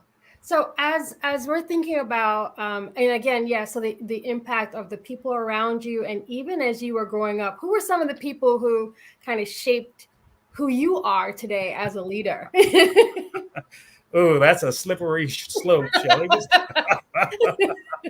Because we have leaders around us all the time. We just have to be willing to stop and learn from each other. Iron sharpens iron. Please write that down. Iron sharpens iron. Who are you sharpening, and who has sharpened you? As I was coming up, I worked for a gentleman. I'm outside of Richmond, Virginia. I worked for a gentleman named Sam Plush. He owned the smallest restaurant his restaurant was on the smallest block here in the city of Richmond, North 25th and P, called Triangles. And Shelley, sometimes you don't really know who you are and what the value that you bring. That's right. I used to run around with a lot of hard heads when I was young. I'm a project kid. 2112 Red Street, grew up in the projects. They used to call it bucket of blood and shoot up alley, because you never know if you would make it the next day or the next month. So I didn't really have a future. And Mr. Plush had me to work for him, and he used to say, "Mosquito," that's what he used to call me, "Mosquito, what are you doing today, boy, to grow yourself?" And I used to say, "Mr. Plush, come on, give me a break." And it's interesting, now that I've gotten older, wiser, maybe a little balder, they used to call me Mosquito, and I used to wonder, why did they used to call me that? And if you ever think about a mosquito, see, a mosquito doesn't have a lot of value. A mosquito doesn't see a lot of value in themselves, and they go around like a vampire drawing blood from other people. And I was more of a taker instead of a giver. Wow. And I think my question comes up, are you a giver or are you a taker? Who are you giving to that you can give a vision of themselves? or are you taking from them so they will never grow to another level? And he said, I never forget one night I got with the guys and I was stealing hubcaps. And someone said, pump, pump, pump. And the guy said, run, he's shooting. And the guy that we were stealing from was shooting because we were stealing from him and taking his hubcaps. And I stopped and I never forget, I told the guy, I said, look, man, look and see what I got. He said, man, woo, that's a pretty hubcap, big Cadillac rim, if I can be old school right now. And he says, man, I'm going to give you $25 for it. And I said, 25? He said, yeah, man, take $25. And I took it. And I got back to Mr. Plush late that night. I used to work the night shift. And he said, young man, where have you been? Been trying to reach you all day. I said, Mr. Plush, look, I made $25. He said, look, I don't know how you made that. I said, look, I got some rims. And he said, young man, let me ask you a question. You risked your life for $25. What's your life worth? What's your life worth? Shelly, even as I tell you that, Mr. Plush's words still ring in my ear, not just to you, but to others. What's your life worth? What is it that you are willing to give your life for so that you can put a stamp on it to say, I have been here. I have made a difference. I have done something that when I look back, I have no regrets. Mr. Plush's words ring true. The person that modeled me, that helped model me, Sam Plush, what's your life worth? Wow, what's your life worth? That is, I was as you were saying this, I was thinking about, again, going back to the past few years, and I definitely want to get your take on how you think leadership has changed recently, and it has. The short answer is it has, to your point. But even the statement that you just made, and the fact that having someone speak those types of words into you, and that the fact that it resonated, so that where you are today, you're still able to lean on some of those words. So I wanted to find out, what are some of the changes you've seen recently in leadership? Again, coming out of the pandemic, right? And we're being real, right? So what are some of the changes you've seen? Well, here are two things that I talk about with my clients. Number one, we've gone into a mindset that we treat everybody like they are part of the group. People don't want to be a group mentality anymore. They want to be treated like people. Right. Treat people like people. Stop for a moment. Talk with people about what's going on with them. People don't care how much you know until they know how much you care. Let me say that again. Wow. People don't care how much you know until they know how much you care. I went to a conference here in the city of Richmond. And there was a young lady, she was standing by herself, and she said, are you busy? I said, no. She said, can I just talk to you for a moment? And I said, yeah, I'm here at the conference. I'm waiting for my wife.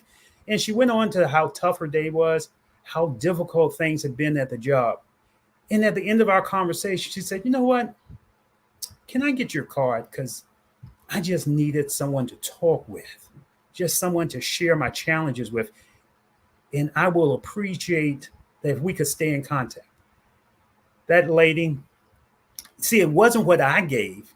Sometimes you just got to be willing to give people. And the biggest thing is take time and listen. Listen to what people are going through. Listen to what people are challenged, and listen to what they are dealing with, because sometimes the greatest value is treat people like they want to be treated, not like what you want to treat. People like they want to be treated. That's what one of the problems are now. People sometimes just need to be sharing what they're going through and who they are. That conversation, she has called me several times, and I never knew that she was the director of one of the Fortune 500 industries in my city. Wow. You just never know who you'll never meet. know. You just never know.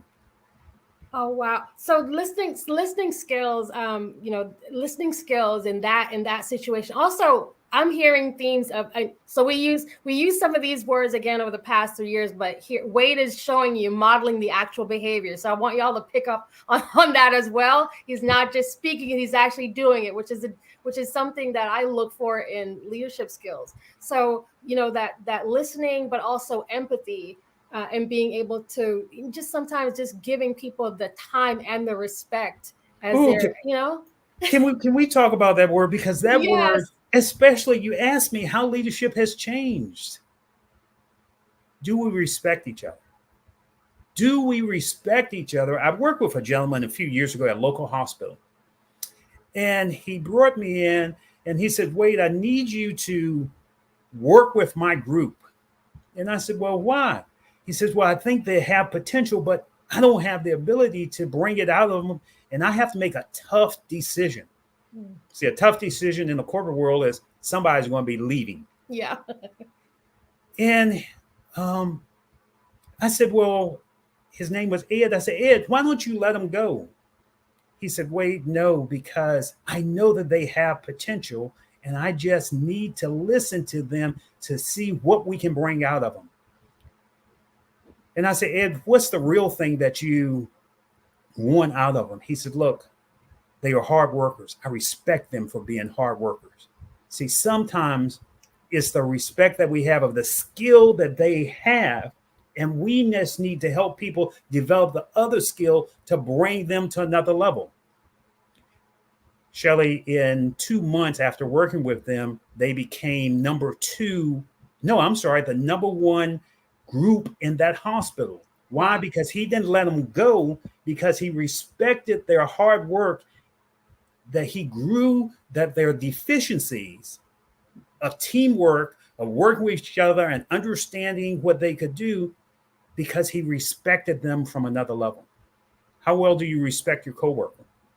How well do you see not the skill that you want to see, but the skill that they have? And how well are you shining them that you can bring them to another level so that they shine as the person that you knew they could be? That, that as you're saying that, I'm thinking about other situations. I want to know about situations that you've run into. Obviously, we're not naming names, but some of maybe the challenges as you're trying to coach up, right? You're trying to coach up. So can you share some of those? I think that's going to help a lot of us who are on the other side who need some help. How do you manage those? So let's talk about a real situation I'm dealing with right now with a client. I have a client that emailed me last night, and life's like a grindstone. Sometimes it will shine you and sometimes it will grind you to your knees. Yeah. And the information that she sent me was, look, my test didn't come out right. The doctor has scheduled surgery for me next month. I've got to take chemo after that, and I really don't know how to deal with this. See, life's tough, but let's be honest, life's tough sometimes. But sometimes you need that voice in your ear that can help you stay sound and find your right mind. My coach, Les Brown, used to say, sometimes I'm going to lose my mind up in here. Sometimes life's going to make you want to lose your mind. And I've got a call for her this morning, and I just want to say a few words to her. We can make it through. You're not alone. That realistically, I want you to listen not to the negative things that people are telling you, that you can't do it, that you can't make it, that you don't know how you're going to work to make this out. As a man or woman, think if so is he or she. That's right. In a tough time, you got to change your thinking. You got to get around people that says, no, that's not the way I want you to think. I want you to think not about your limitations, but your unlimited ability. I want you to ask yourself, what can I do today to have a good day? What can I do today to help people move forward? What can I do today just to bring a smile to my face? See, here's one thing I want people to write down. And this is what I do with my clients. Questions are the steering wheel of the mind. Wow. Can you say that again? Say that one more time. Questions are the steering wheel of the mind. Wow.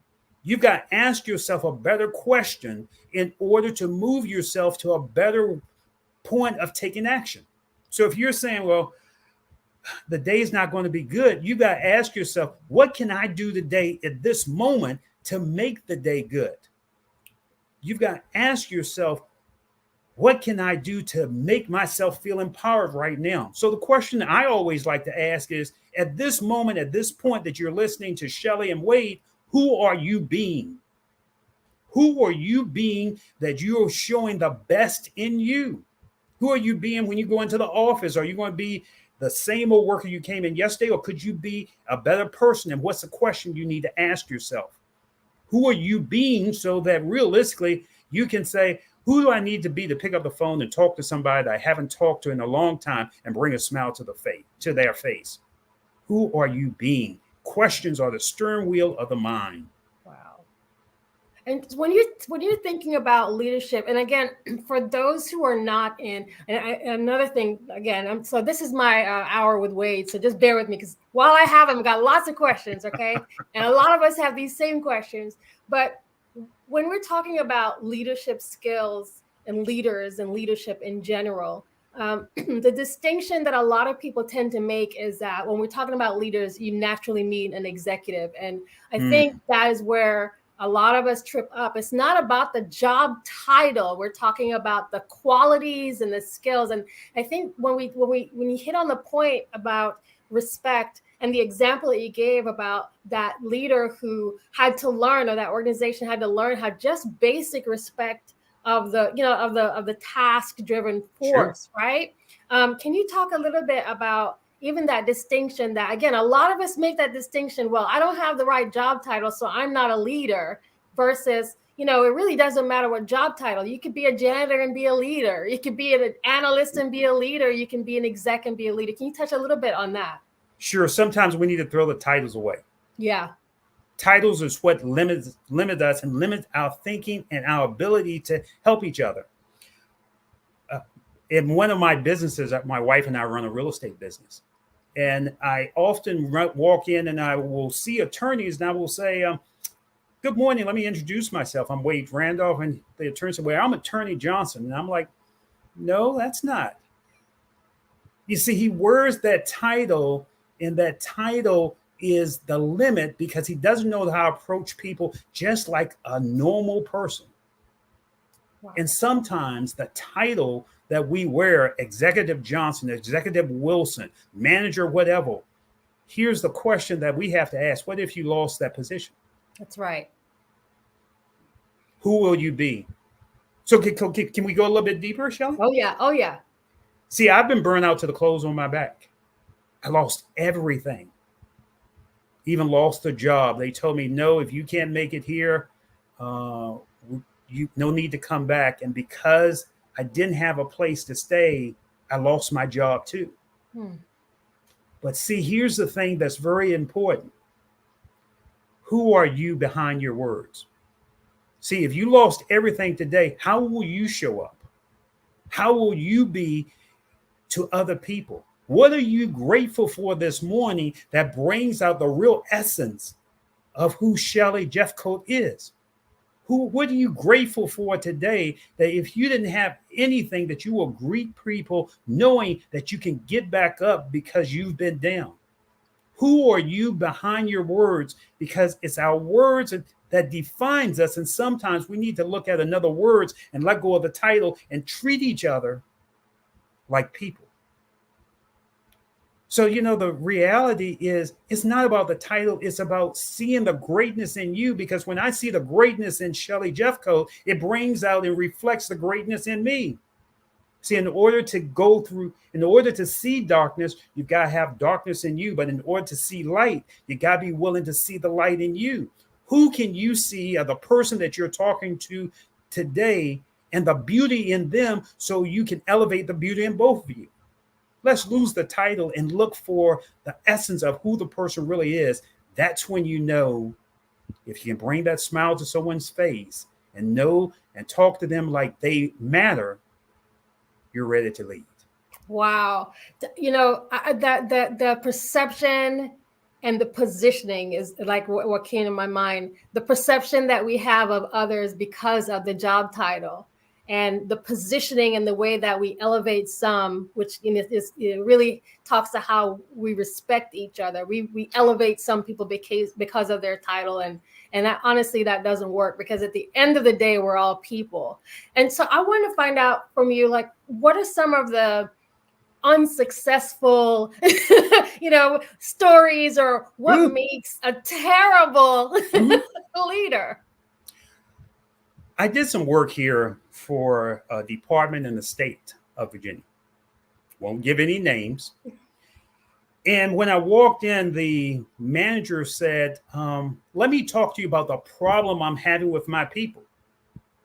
See, there are always two sides to each story.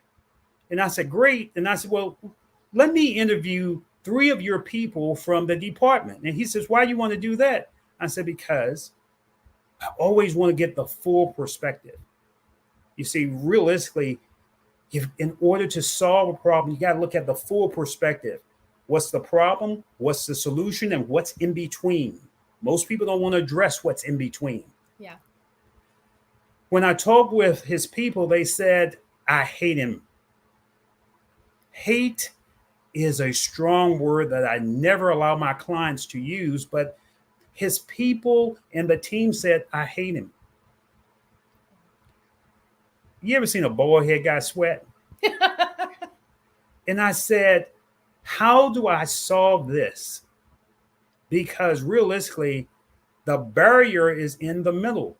And sometimes you got to take a step back and look at the full problem. Like I said, they said, I hate him, and he didn't understand them.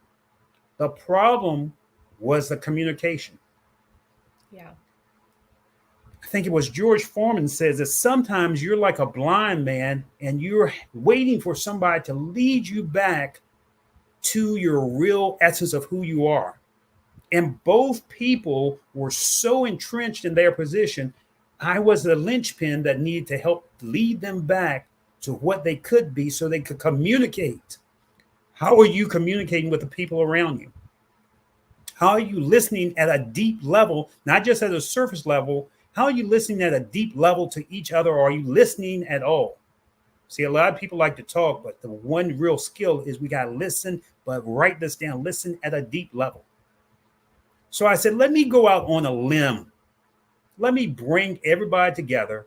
And we had an interview session. And I asked them, I said, be respectful, but I want you to interview the manager itself. You see, one part of leadership that I learned from reading Nelson Mandela's The Way of Mandela is a great leader always is willing to listen to his people before he speaks.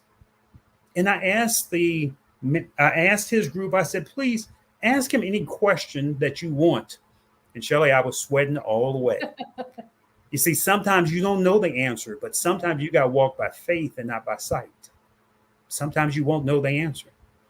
And realistically, I had them to interview him. And he said, look, I only want to bring out the best in you. That's why I'm so difficult. That's why I'm so hard on you. I know that you got the talent. I just want to bring out the best in all of you. When he said that, the whole dynamic changed. Sometimes we got to listen and learn from each other so we move together to another level. Wow, this was so powerful, Sydney. I think this is the best, and I've been on many, many shows, many speakers, but I think this has been the best leadership discussion I've heard in quite some time. So thank you so much, and especially for sharing your personal story and all of the examples that you gave that we could really use in real life. Thank you so much for giving us your time. No, thank you for being here. Well, for both of you, thank you very much. Shelley, you for leading the conversation and helping to provide a platform for Wade to bring it out, but Wade, you for bringing it out and sharing it with the folks. And I'm going to tell you, anybody who was tuned in who isn't ready to walk through a wall right now, right, either wasn't listening or is deaf. So, one of those two things. So it was really great information, great advice, great counseling, and really appreciate your time, your energies, your efforts. So with that, I will say to both, genius is common, and I'll see you on the other side. Thank you. Have a great morning. Bye.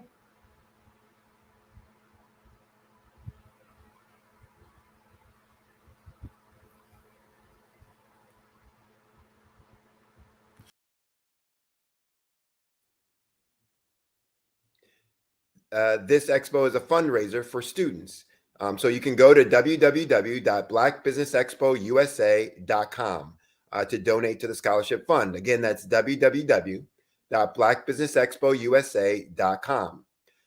Or you can use the Cash App that should be rolling through the bottom of your screen using the account number $BBXUSA. Again, $BBXUSA. Our goal is to give laptops and up to $5,000 to 10 students. And students, you can register online at www.blackbusinessexpousa.com.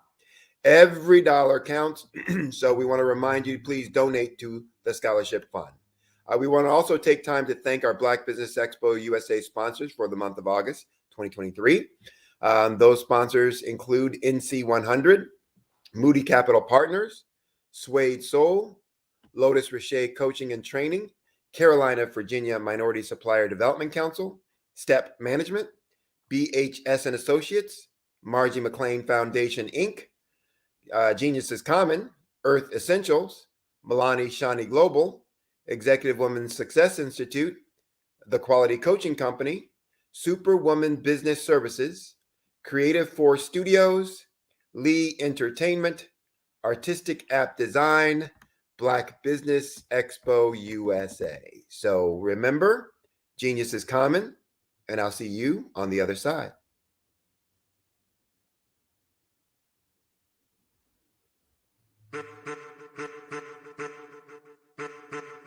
I am a child of the Most High God. He has gifted me in ways that I could not even imagine and didn't know.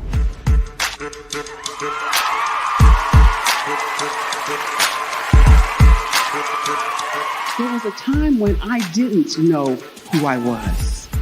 I listened to other people tell me who I should be, what I should do. I listened to people telling me that I should be a boutique owner, that I should be a construction manager, that I should be a laborer. Have you ever felt like you should do something else, be something else, go somewhere else, be wherever you wanted to be, and you felt like you were in a box? Anybody in the room? And you couldn't get out. Anybody in the room? And you kept trying to go and you couldn't get out. Anybody in the room?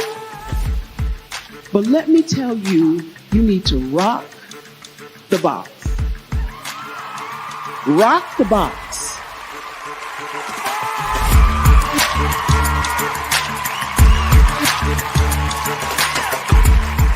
I am engaging, inspiring, and empowering.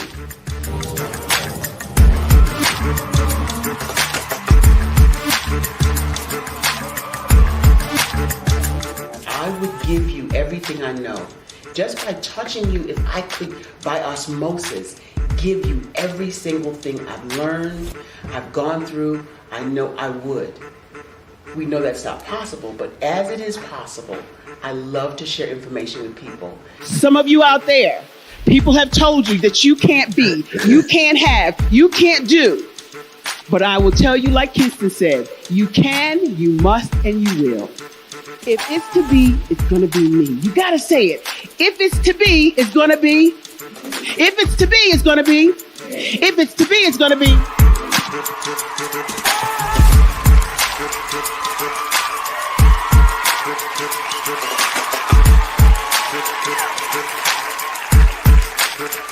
Barbara is because she believed what her mama said about her and not what other people told her. Every day you wake up, when you're in a situation, it's your choice whether it's an advantage or the disadvantage. She gained her confidence and her life, and now she is a testimony.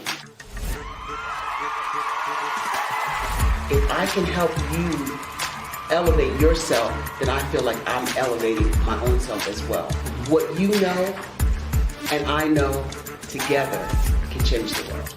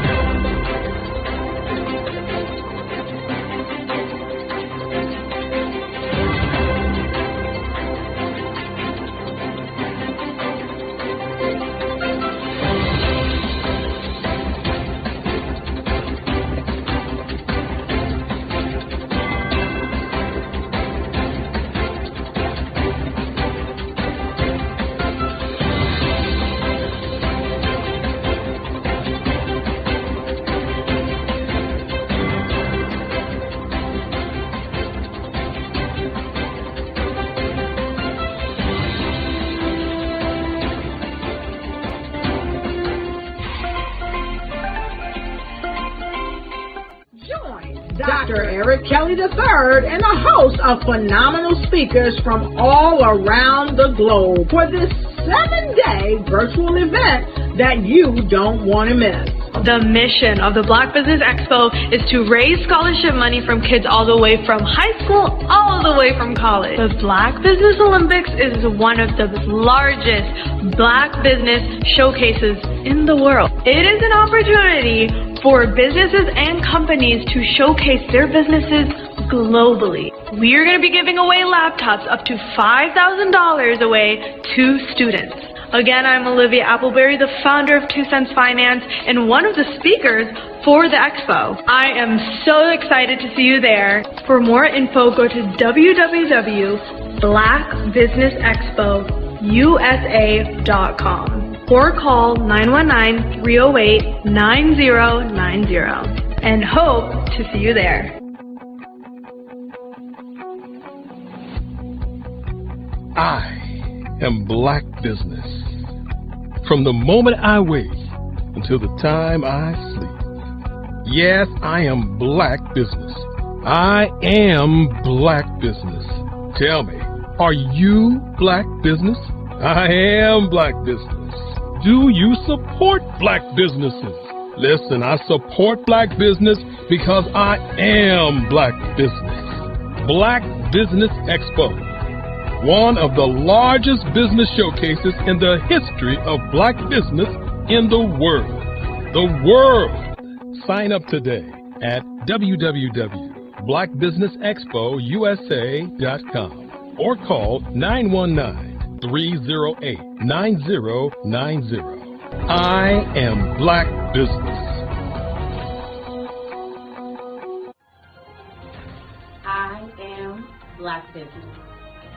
From the moment I wake until the time I sleep, I am Black business.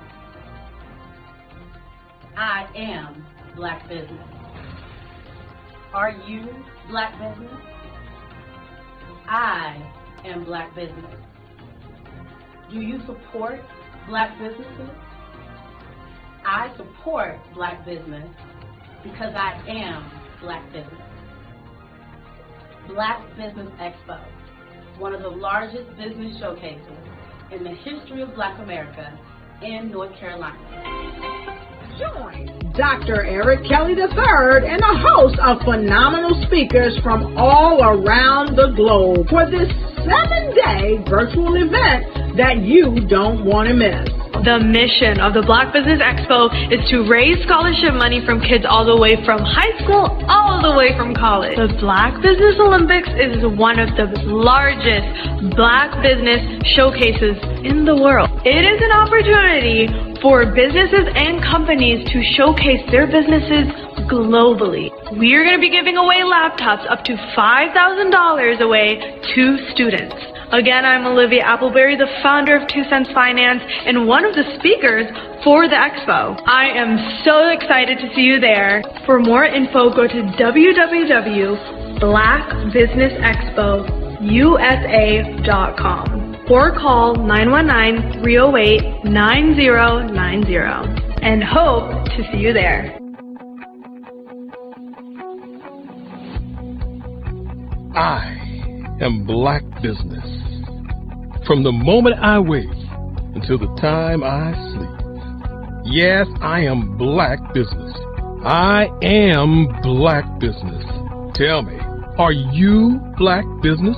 I am Black business. Do you support Black businesses? Listen, I support Black business because I am Black business. Black Business Expo. One of the largest business showcases in the history of Black business in the world.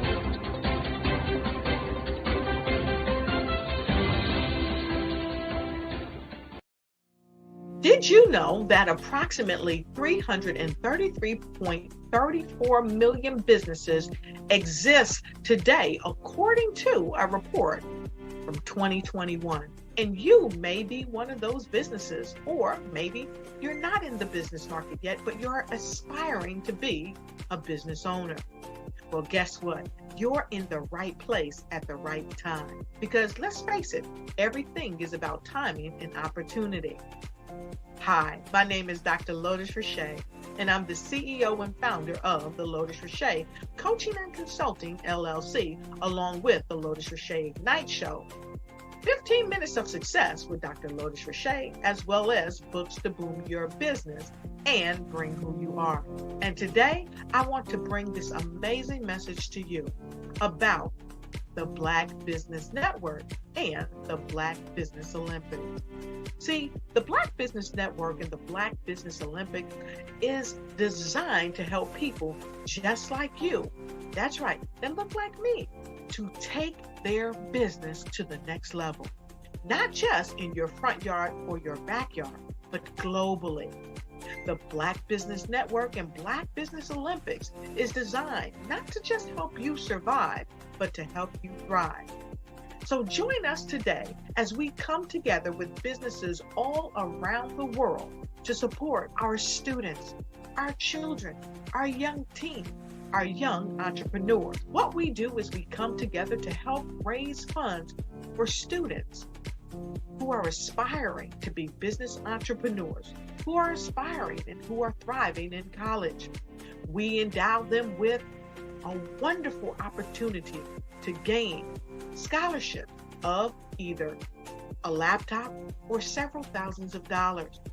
And we invite you to help be a contributor to this amazing opportunity to help someone that looks just like you. So join us today at our website and let us connect with you and help you ignite and take flight in every area of your life on the Black Business Network and the Black Business Olympics. I'll see you on the other side.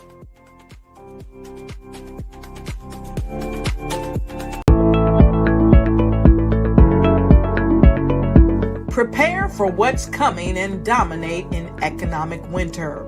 Stand strong and thrive by showcasing your great products and services globally through the Black Business Network and Black Business Olympics. The Black Business Network has showcased over 2,000 companies with over $7 billion in sales each year. Over 10 million attendees have viewed the rebroadcast each month.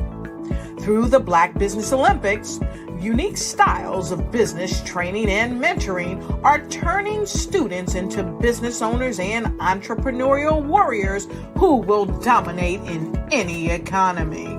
Gain the ultimate advantage of the Black Business Olympics, 7 days of unbelievable topics and speakers speaking around the globe. Donate your time and experience to provide expertise and scholarships to students worldwide and change the world.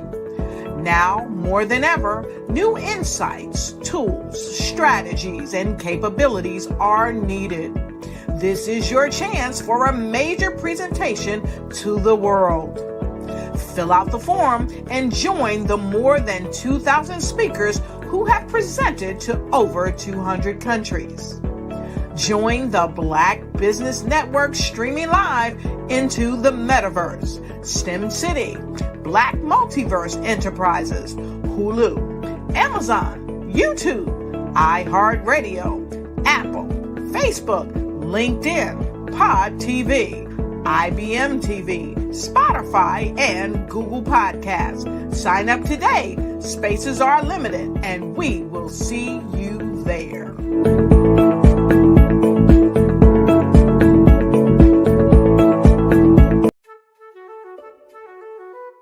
This is Dr. Arnold T. Petsworth. He's the owner of Petsworth Vet World, a veterinary clinic in Hopton, Connecticut. His patients include dog, cat, frog, fish, Goldie, dog, and this alpaca. Due to doctor-patient confidentiality, we can't tell you their names. Business at Vet World was steady, and then quarantine hit. Neighbors brought new four-legged friends into their homes.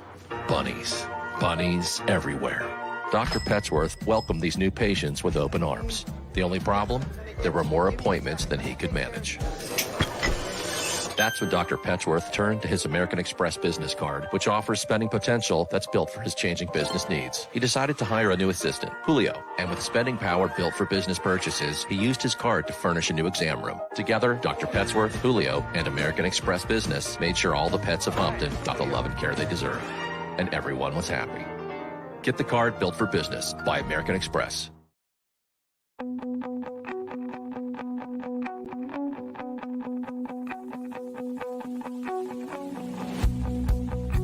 I am Black business. From the moment I wake until the time I sleep. Yes, I am Black business. I am Black business. Tell me, are you Black business? I am Black business. Do you support Black businesses? Listen, I support Black business because I am Black business. Black Business Expo, one of the largest business showcases in the history of Black business in the world. The world.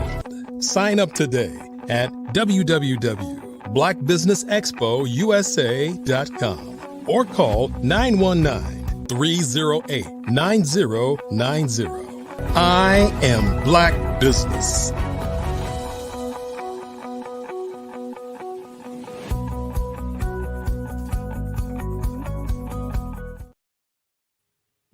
Good morning, business owners, entrepreneurs, thought leaders, corporations. Welcome back to this episode. I'm so excited to join you. I am Shelly Jeffcoat. I'm also known as Mrs. Pie and CEO of LCM Group. I am your business moderator for this morning on the Black Business Network. And so you know, the Black Business Network is a 24-hour business network showcasing Black businesses, business owners, entrepreneurs, and thought leaders worldwide. We have speakers from all across the world: London, Singapore, Africa, Japan, and cities all over the United States. This is a global community sharing its business knowledge to empower, inspire, and educate businesses about businesses. By the way, we are raising funds for a scholarship, so please make sure you check out the website to learn more about that. Now, I want to tell you about the next guest that we have joining. I am so excited to host a conversation and a fireside chat with none other than Jerry Roebuck, who's been an entrepreneur since the age of 11. I'm going to spend a couple of minutes just to make sure that you know who we're talking to, because this gentleman is a phenomenal individual in business. He actually conceived the biggest event in the history of Black America, the Black Expo, that ran through 14 cities. He's worked with many Fortune 500 companies on event marketing, advertising, and social issues, including some I just want to call out: Pepsi-Cola, Geico, Philip Morris, names that you know, AT&T, Coca-Cola, Chemical Bank, and BET. He partnered with Russell Simmons' college classmates to be one of the pioneers in creating the world's biggest global music, hip hop, straight out of undergraduate school. Mr. Roebuck is also credited with the strategic and financial growth of TV's Tony Brown Journal. Many of us are very familiar with the longest running program in PBS history as its advertising representative and media consultant. This was an outgrowth of his ability to secure new sponsors like Toyota and Walmart and Texaco and others. And this infused the PBS program with millions of dollars in additional gross income. I also want you to know that he's been a consultant to many urban radio stations in over the 20 markets across the United States. He's a well-recognized educator and community servant who worked in the Harlem community for over 40 years in business and in education. And upon his retirement, he was recognized by the entire New York City Council for his dedicated service to New York City. Mr. Roebuck presently lives and works in Florida and New York City, and I'm so honored to have him join our program today. So I'm going to be leading a fireside chat with Jerry Roebuck, and then we'll get to meet him and hear more about all of his great accomplishments.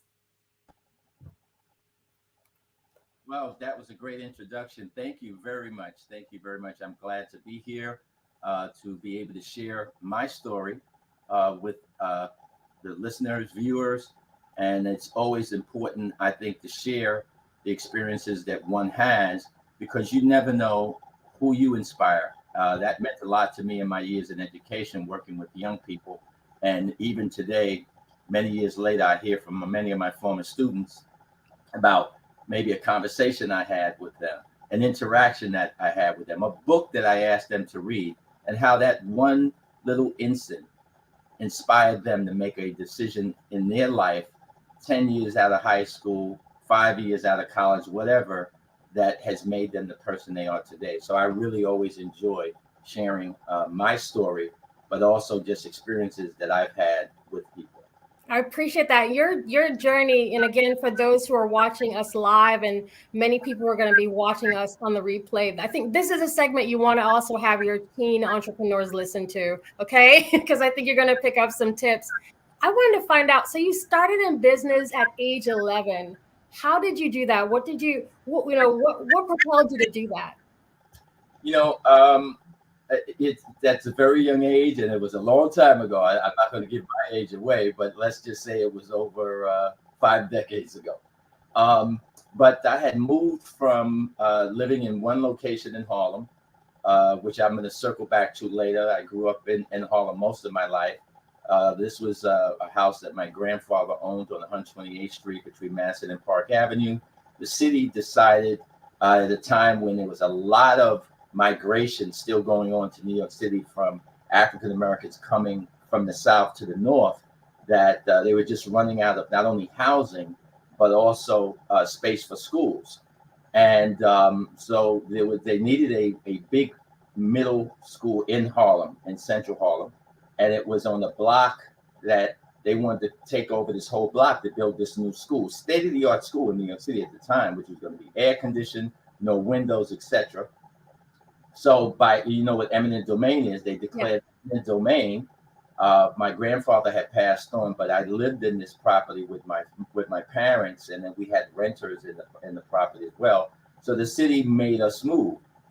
But I also mentioned that at the time Harlem was growing still, and there was a new development that was built on Lenox Avenue called Delano Village. It was a big complex of brand new, you could say they were high rises. But actually, we lived on the highest floor, the 17th floor. So I moved to that area. I was just 10 years old. And, when you move to a new neighborhood, you befriend kids, And so when I turned 11, I was meeting all these new kids, and my parents were torn between, well, do you still go a few blocks away to meet with your old friends to play and do things, but you're too young. I can't go on my own. So I'm thinking to myself and to my parents having these conversations. I said, well, maybe a way for me to meet new kids and to have some activities. Maybe I could create something fun for the kids to do. Now, this community that I live surrounding it went from Lenox Avenue to Fifth Avenue. So it's a huge block, and it went from 137th all the way to 141st. So it's like three blocks across one long avenue, maybe 10 buildings, 17 stories high. Wow. And because the baby boomers, basically everybody in there had young kids, because, at that time in history, after the war, people had 2 and 3 kids. So, white folks are out on Long Island, but in New York City, or unless it was Queens, black men came back from the war, they started families. They had these 2 and 3 kids. So there's hundreds of kids in this new community I lived in, as opposed to I lived in a block before, you just associated with kids in your particular block. So I said, well, maybe I can do something for all the kids in our community of Delano Village. So my mother said, okay, that's a great idea. And I told, there was a little community park right in front of our building. So I said, well, see if I could get the park to have for all the kids. So my mother had been involved in church organizations. So we went to the rental office, and they said, okay, for a couple of hours for the day, you can, have the park. And I think it was 25 cents to come in. And then it was games, and I had prizes. So my parents really helped me. We went and we got like a volleyball set. We had, of course, all the things in the park, but we created all these games that kids could play. And then we had prizes. So, you know, the thing about it is there was no advertising. I didn't have a flyer. I just told my friends. And lo and behold, it was highly successful because that day when I went downstairs, a lot of kids were there with their parents holding their hands, waiting to come into the park. And it was just so much fun. But I'm only 11, and I don't remember exactly how much money I collected, but I made a little profit, meaning by the time I paid my parents back for the volleyball game, for the Spalding little round balls, for the 2 or 3 little games that we had, we bought chalk for the girls, we bought jump rope for hopscotch. I made, you know, a few dollars. So I was like, wow. And really, though I'm elaborating a lot, I wanted to do so because that is what inspired me in terms of entrepreneurism. That gave me the spark, the feeling, the energy, the emotion, going to sleep that night, not knowing what was going to happen the next day. Was it going to rain? How many kids were going to come? And then seeing it work. And then the adulation that I not only got from my parents at the end of the day, but more importantly, from the, you know, really inspired me throughout life, whether I was doing parties, whether I was doing Black Expo, though that helped me because that carried on through the rest of my life. So I want to dig into a Black Expo, but I wanted to ask you before we get there, we're having just a little bit of technical difficulties, so just bear with us. Bear with us, everyone. I'm gonna try to recap if we miss anything. Taste with business and entrepreneurism. Okay. There you go. Okay, it's okay. So that really. Now, I was just saying that lit the spark that carried me throughout my entrepreneurial life. I love that. Thank you for sharing that. And I was explaining to our viewers, if we have just a little bit of a time lapse, so just bear with us. I wanted to pull the thread though, because as you were sharing the story about how you got started, and I was visualizing being from the 17th floor to where you are now, and some of the common themes that you had as an entrepreneur and as a business person, and as a strategist, all of those things. Would you say, you know, for those who might be looking at your breadth of career, that some of the things that are probably the commonalities for you were really keen, you were able to see a problem, solve a problem, or identify opportunities in a different way? Like what made you so successful as an entrepreneur? Because there are a lot of people who really try, but there seems to be a formula or something that you've had. So what would you say your success, you know, as you're thinking back? Okay, yeah, I got to think back, because how I thought then is not how I think now, and how I thought then, I wish I had the knowledge that I have now, because I know how much more successful I would have been, and also the access which I'm going to end up definitely want to people and entrepreneurs today have as advantages that I did not have 40 years ago, such as the internet or email or social media marketing. You know, these things didn't exist. And I wish they did in many of the endeavors I had, because I would have been hugely successful. I mean, I would have made, instead of businesses that made $1 million and millions of dollars, I would have made hundreds of millions of dollars. But the task of getting something started was so difficult decades ago. Just even when you look at accessing information, where I can remember writing a business plan and going to the library, having to spend 4 or 5 days, 6-7 hours a day to get just basic information to put into a written business plan, where today I could sit in front of a computer and get all of the answers in 10 minutes on Google. All right. So, but to directly answer your question, I think that it has to do with, you know, looking at, you know, opportunity. And, like you asked about, filling a void, and anybody who's in business that's successful will tell you, and as a first rule of business, find something that's missing, find something, a need that people have that you think you can fulfill, and you'll be successful. Now, of course, if you go to business school, they're going to tell you a whole lot of other things that go with that. Who else is in the business? What's the competition like? How much starter capital do you need to get started, to make a difference? So it's a lot more than just filling a need, because I could say there's a need for anything that I can go out and fill it, But just touching on the things that I did after I was inspired by that first experience, it wasn't until many years later that I began to look at something else. And the very early starts of my entrepreneurial career were in the entertainment area.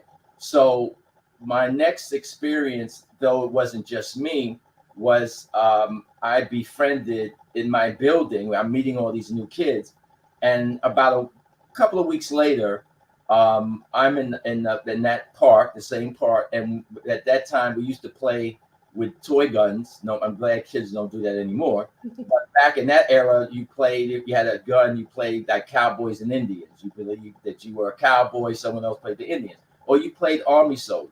Yeah. So I had a gun, this like a machine gun, and we were playing, and there was this other boy, he had his machine gun, and we were playing. So kids agreed, oh, let me hold yours, let me see yours. And I ended up doing something where I kind of broke his. So he's with his older sister. They had just moved into the building too. And I didn't know where they lived, but we lived in the same building. And we get into an argument, and next thing we're fighting, but his sister was edging him on. Oh, well, he broke your gun. So we get the fighting. And in this nice new community with all these beautiful new buildings, Delano Village, they had like security to keep the kids in the tenements, because you could just walk into the different complex outside. It was only for people who lived in the community. There were gates around it, but nobody stopped you coming in the gate. But the kids who lived across the street wanted to come into the park, so they wouldn't see these kids. No, this is for the tenants that live in the community. So one of the guys most of them were retired police officers, or they were World War II veterans, nice older men. They saw us fighting and they ran to the park. So this is a different era. This is the 1960s. So they grab us and they shaking us. Where do y'all live? And it was so weird because we both point to the same building. Okay. So they grab us and they ask, well, you're going upstairs. So they want to get us away from all the other kids, because, kids make a circle around you to fight. And they drag us in the lobby. I mean, they're literally one by the collar, one by the arm. And the first stop is to my house, me and this other kid. Miss Roebuck, your son was downstairs. This would never happen in 23. And my mother is, what? Oh my God. So my mother is blasting me out in the doorway. But she says, as parents of the day, you go downstairs to this young man's house and you apologize to him and blah, blah, blah, and his parents. Wow. So my mother said, wait a minute. She got dressed. She had women used to wear house coats. My mother was a homemaker. We go downstairs, and the people, we get to his house. I lived on the 17th floor. He was on the 8th floor. And we ring the doorbell, and he lived with the mother, the father, and the grandmother. So they all come to the door. They were from the South. And what happened? So they're ready to take him in and beat him, because, the security people are bringing him. And so they invite my mother and me into the house. And I'll never forget this. They tell him, shake his hand. Well, he didn't want to shake my hand. So wow.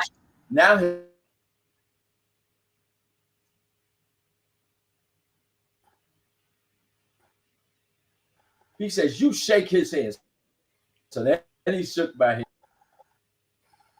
I was just waiting for the delay to come back. Okay, so now what happens is he shakes my hand, right? But the moral of this story is, to this day, he became my god brother, because he went to the old Catholic school that I went to, that he had just started at, because he lived in a different part of Harlem.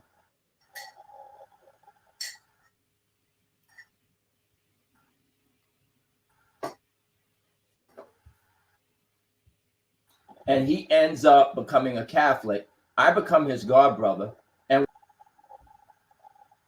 we are we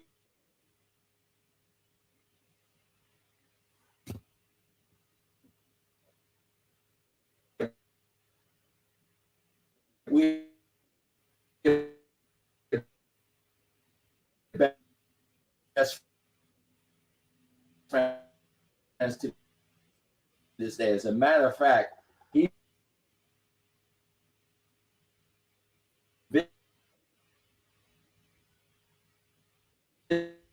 visited me.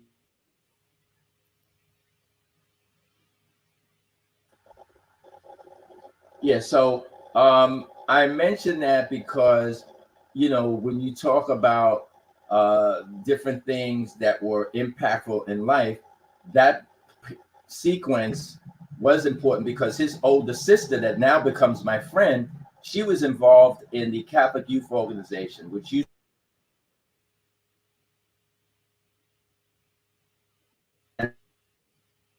that was important because all throughout Harlem, you had that were packed on Sundays, and a lot of all the schools were packed where you couldn't even get into a Catholic school in Harlem at the time because of all the migration of people coming from the South.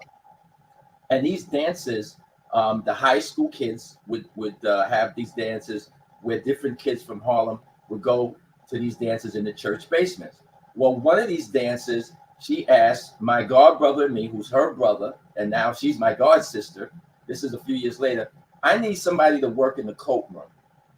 And we're not in high school. We're just grammar school kids. And because the last time we had a dance, the students who are in high school, once everybody came in, they don't work in the coat room. They run on the dance floor.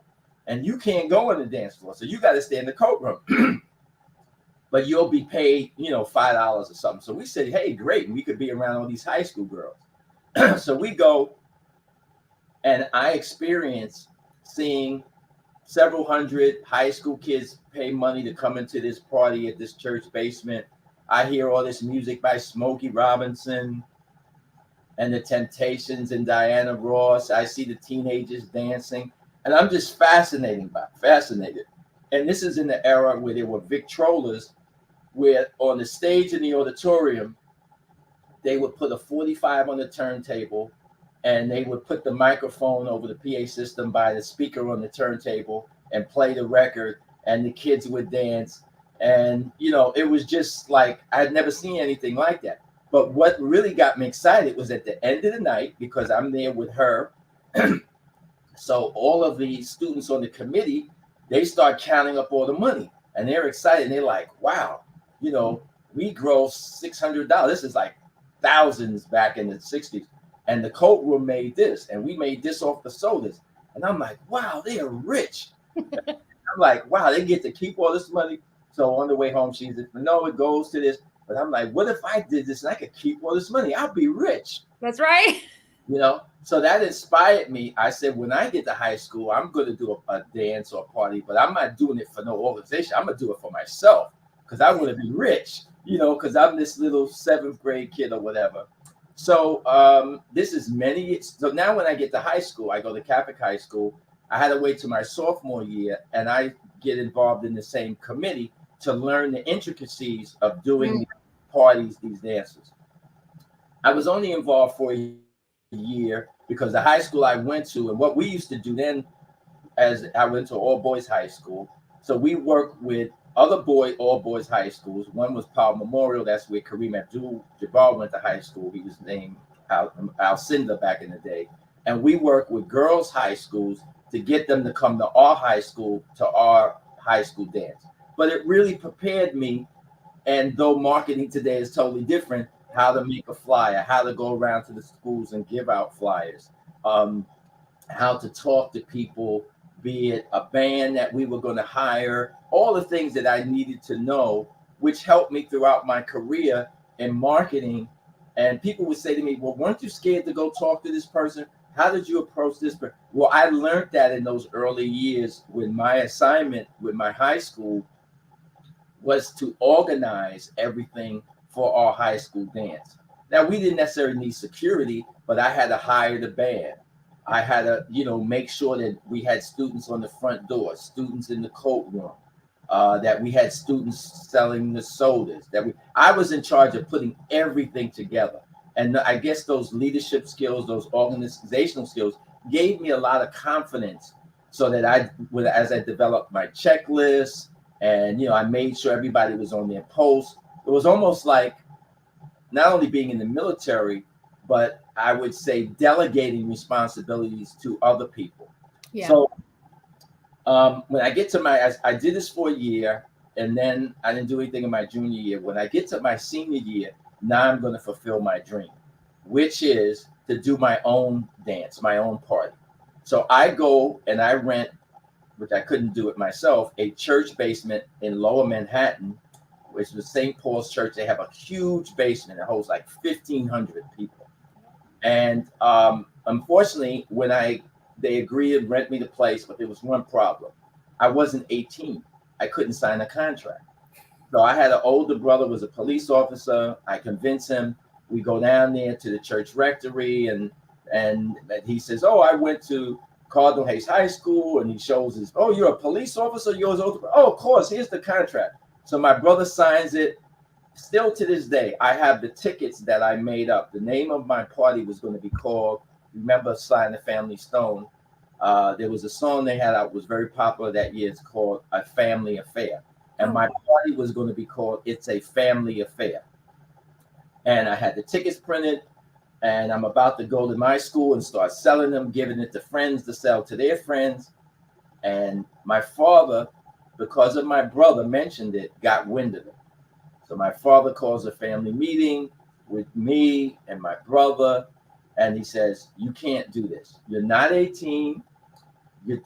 I don't want nothing to happen, because some of your friends may go down there. What if something happens? It's going to give the family a bad name."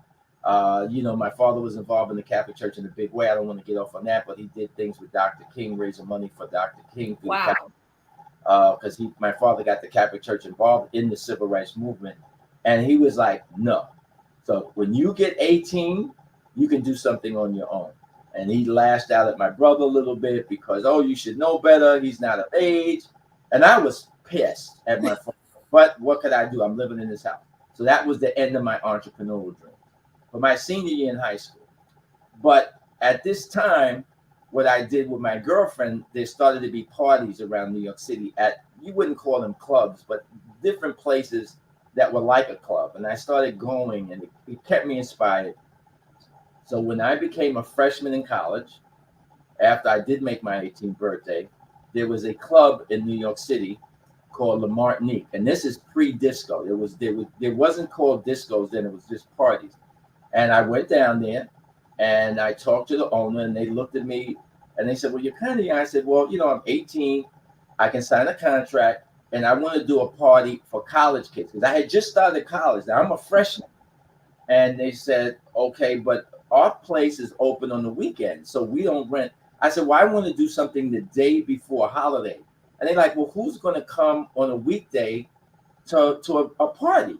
And I said, "Well, this is only for college kids. And it's election day the next day. There's no school. And also that Monday is Black Solidarity Day." So they're like, "What is Black Solidarity Day?" I said, "Well, it's the day where Black people celebrate. This used to be big in the 70s, our culture, and some people don't go to work, etc." They didn't think I'd be successful. I signed the contract, and I go print up my flyers. My father is supportive of me now. He helps me with certain things. And then I go back to my campus, the City College campus. I start distributing flyers. I didn't sell tickets. And back in that area, you'd have to print up a flyer. And I go to all the organizations on the campus, the girls who were in the Black nursing organization, the Black studies group, to all the guys on the basketball team who were predominantly Black, to the Black and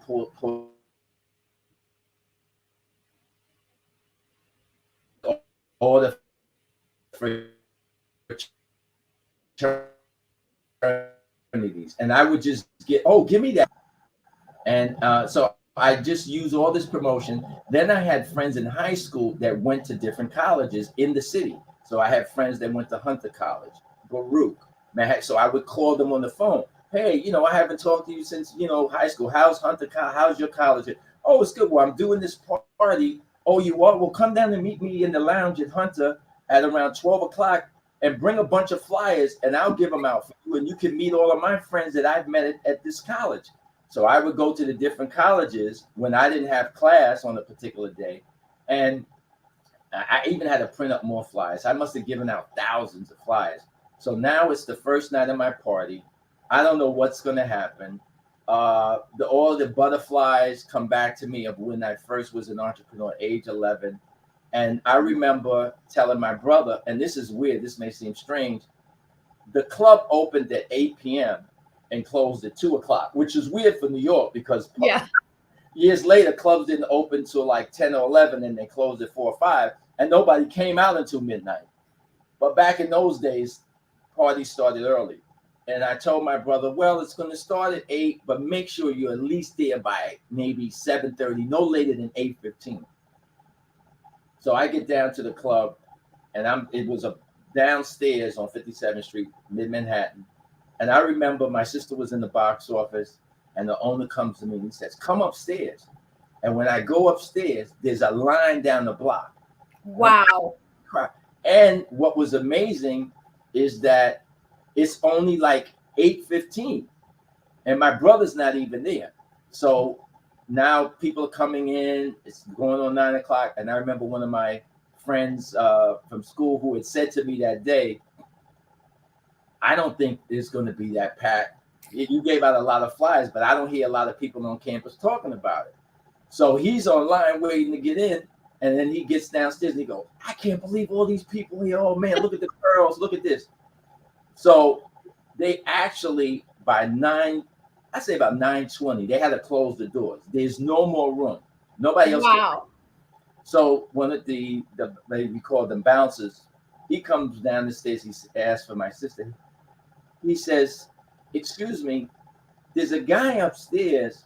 He says he's your brother and he's your brother's brother. He's supposed to be working here tonight. And it was my brother, the police officer, with another one of his friends. Couldn't even get in. So then he comes down the stairs. He's like, oh my God, you did it. You pulled it off, you know. So, you know, that was, you know, a great success. So when I talk about circling back to that first experience as a young person, here's what transpires for me. So now I love doing this party. It was a success.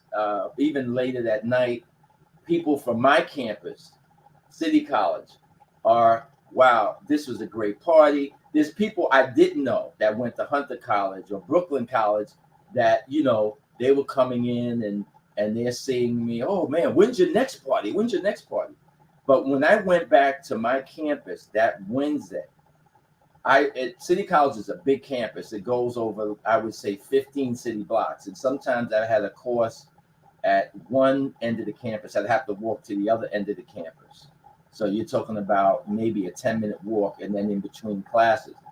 And I can remember that day walking from one end of the campus to another and just being stopped by students. Oh man, I was at your party. That was great. When is the next one? I can remember people coming up to me and saying, oh, you're the guy that gave that party. I heard it was great. Oh man, you know, be sure that you give me a flyer next time. I'm not going to throw it in the garbage. Wow. But what that told me, I didn't read a book on marketing. I wasn't in business classes, was I had to identify myself now. How do I go from just making up a flyer and giving it out to creating an identity? And the only thing I could think of was my name. That's right. Jerry. I'll be Jerry Productions. And that's what I created. So now when I do my second flyer, I put on the flyer, Jerry Productions Presents. So now when I give my second party, because first one was in November, the next party that I gave was it was the end of semester going into the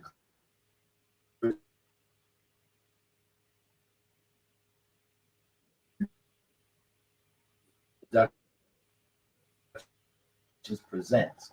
So now as I'm giving a flyer out, come to my next party, Jerry Productions. And then they would start to tell people on the campus or on the other oh, this is the party, man. This is Jerry Productions. So as I'm hearing this, I said, okay, I'm going to make sure at the party that when people come in, somebody might say, welcome to Jerry Productions. People used to smoke cigarettes then. So I made up matches that when people came in, I had them on the tables, and the matches, when you opened it up, it said Jerry Productions. I had business cards made that said Jerry Productions. At certain times in the party, the guy would get on the microphone. This is before rap music. And he would say, you're at a Jerry Productions. And at the end of the night, when people were online, God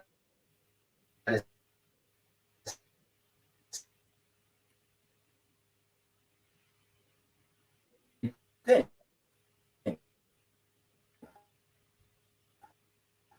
to say over and over again, thanks for coming.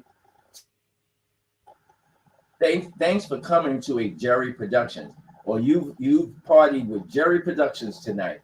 Yeah. And so the next thing was, I said, I have to, when I do,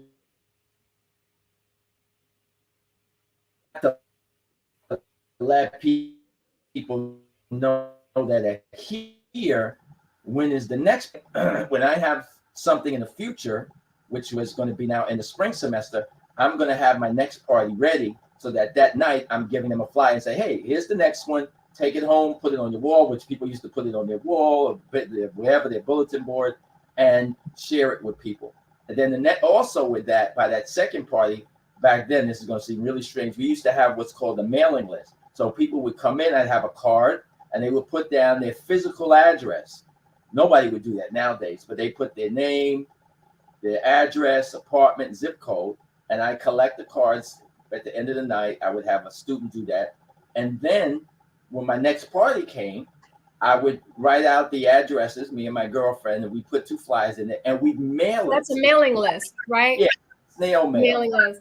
So Yeah. can I ask you, Jerry, I'm being mindful of the time, because I could talk to you for 4 hours straight, but I want to ask you, so how did you get to the Black Expo? So I was thinking about the from going from a family affair to Right. the Black Expo, and even creating that basically environment where businesses could show up in a different way that didn't exist before Black Business Olympics or any of those forums. Can you give me a couple of minutes talking about the Black Expo and what that was like? Sure. And I'm sorry, I'm not conscious of the time. I'm kind of long-winded, but I'm glad I did touch on these things, because yes. I talk about the marketing, yes. inspiration, what it was like back in those days, which are the things we preceded about. So I've kind of covered that. Yeah.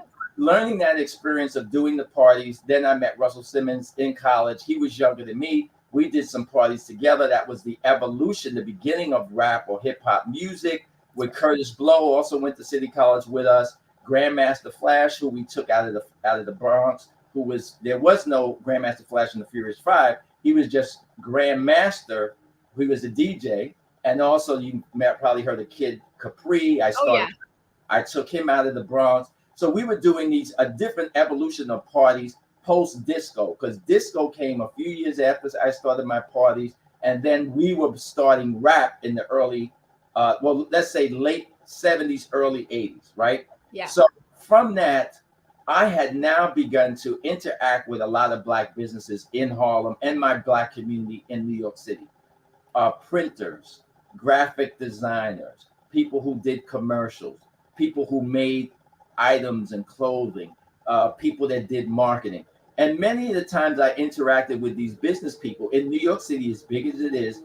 And because New York City, as you know, is a very expensive place to do anything, they, for example, would say to me, wow, I wish I could market or advertise my business the way you promote your parties or things that you do, but I can't afford radio time. I can't afford to promote what I'm doing because radio is too expensive. I can't afford TV. I just need to get my business in front of people. And I kept hearing this over and over and over again from many of the people I did business with. And I said to myself one day, wait a minute, if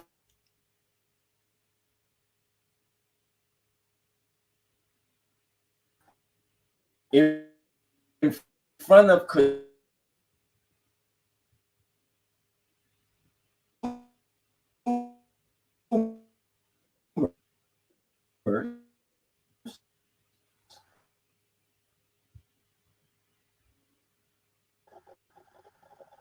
There you if are. if I could find a way to put them in front of thousands of people, I didn't know eventually it'd be tens of thousands in front of a Right. few 13 cities though, right? actually 16. Yeah, it was 16. well, the most I did was 16 in 1 year, but I did it in a total of 20 cities throughout the United States throughout the length of the expo. So if I said I can put these businesses in front of people, then I'm accomplishing something for myself in it. So my entrepreneurial brain goes off. How could I make money? Or it's the checklist. How do I make money? Where is this going to be? Can it be profitable? What other partners can I bring in? How do I make this happen? Has anybody ever done this before? Were they successful? What it was a failure? So I go through all of the study of all of this, and I find a venue. By luck, one day I'm downtown. I ran into a guy that worked at a radio station that I helped market that radio station when they switched from being a rock station to a black station. And they just called me one day. This is just a quick story. And they said, we're changing our format from rock to playing black music. And we hear your commercials on WBLS with Frankie Crocker, the black station.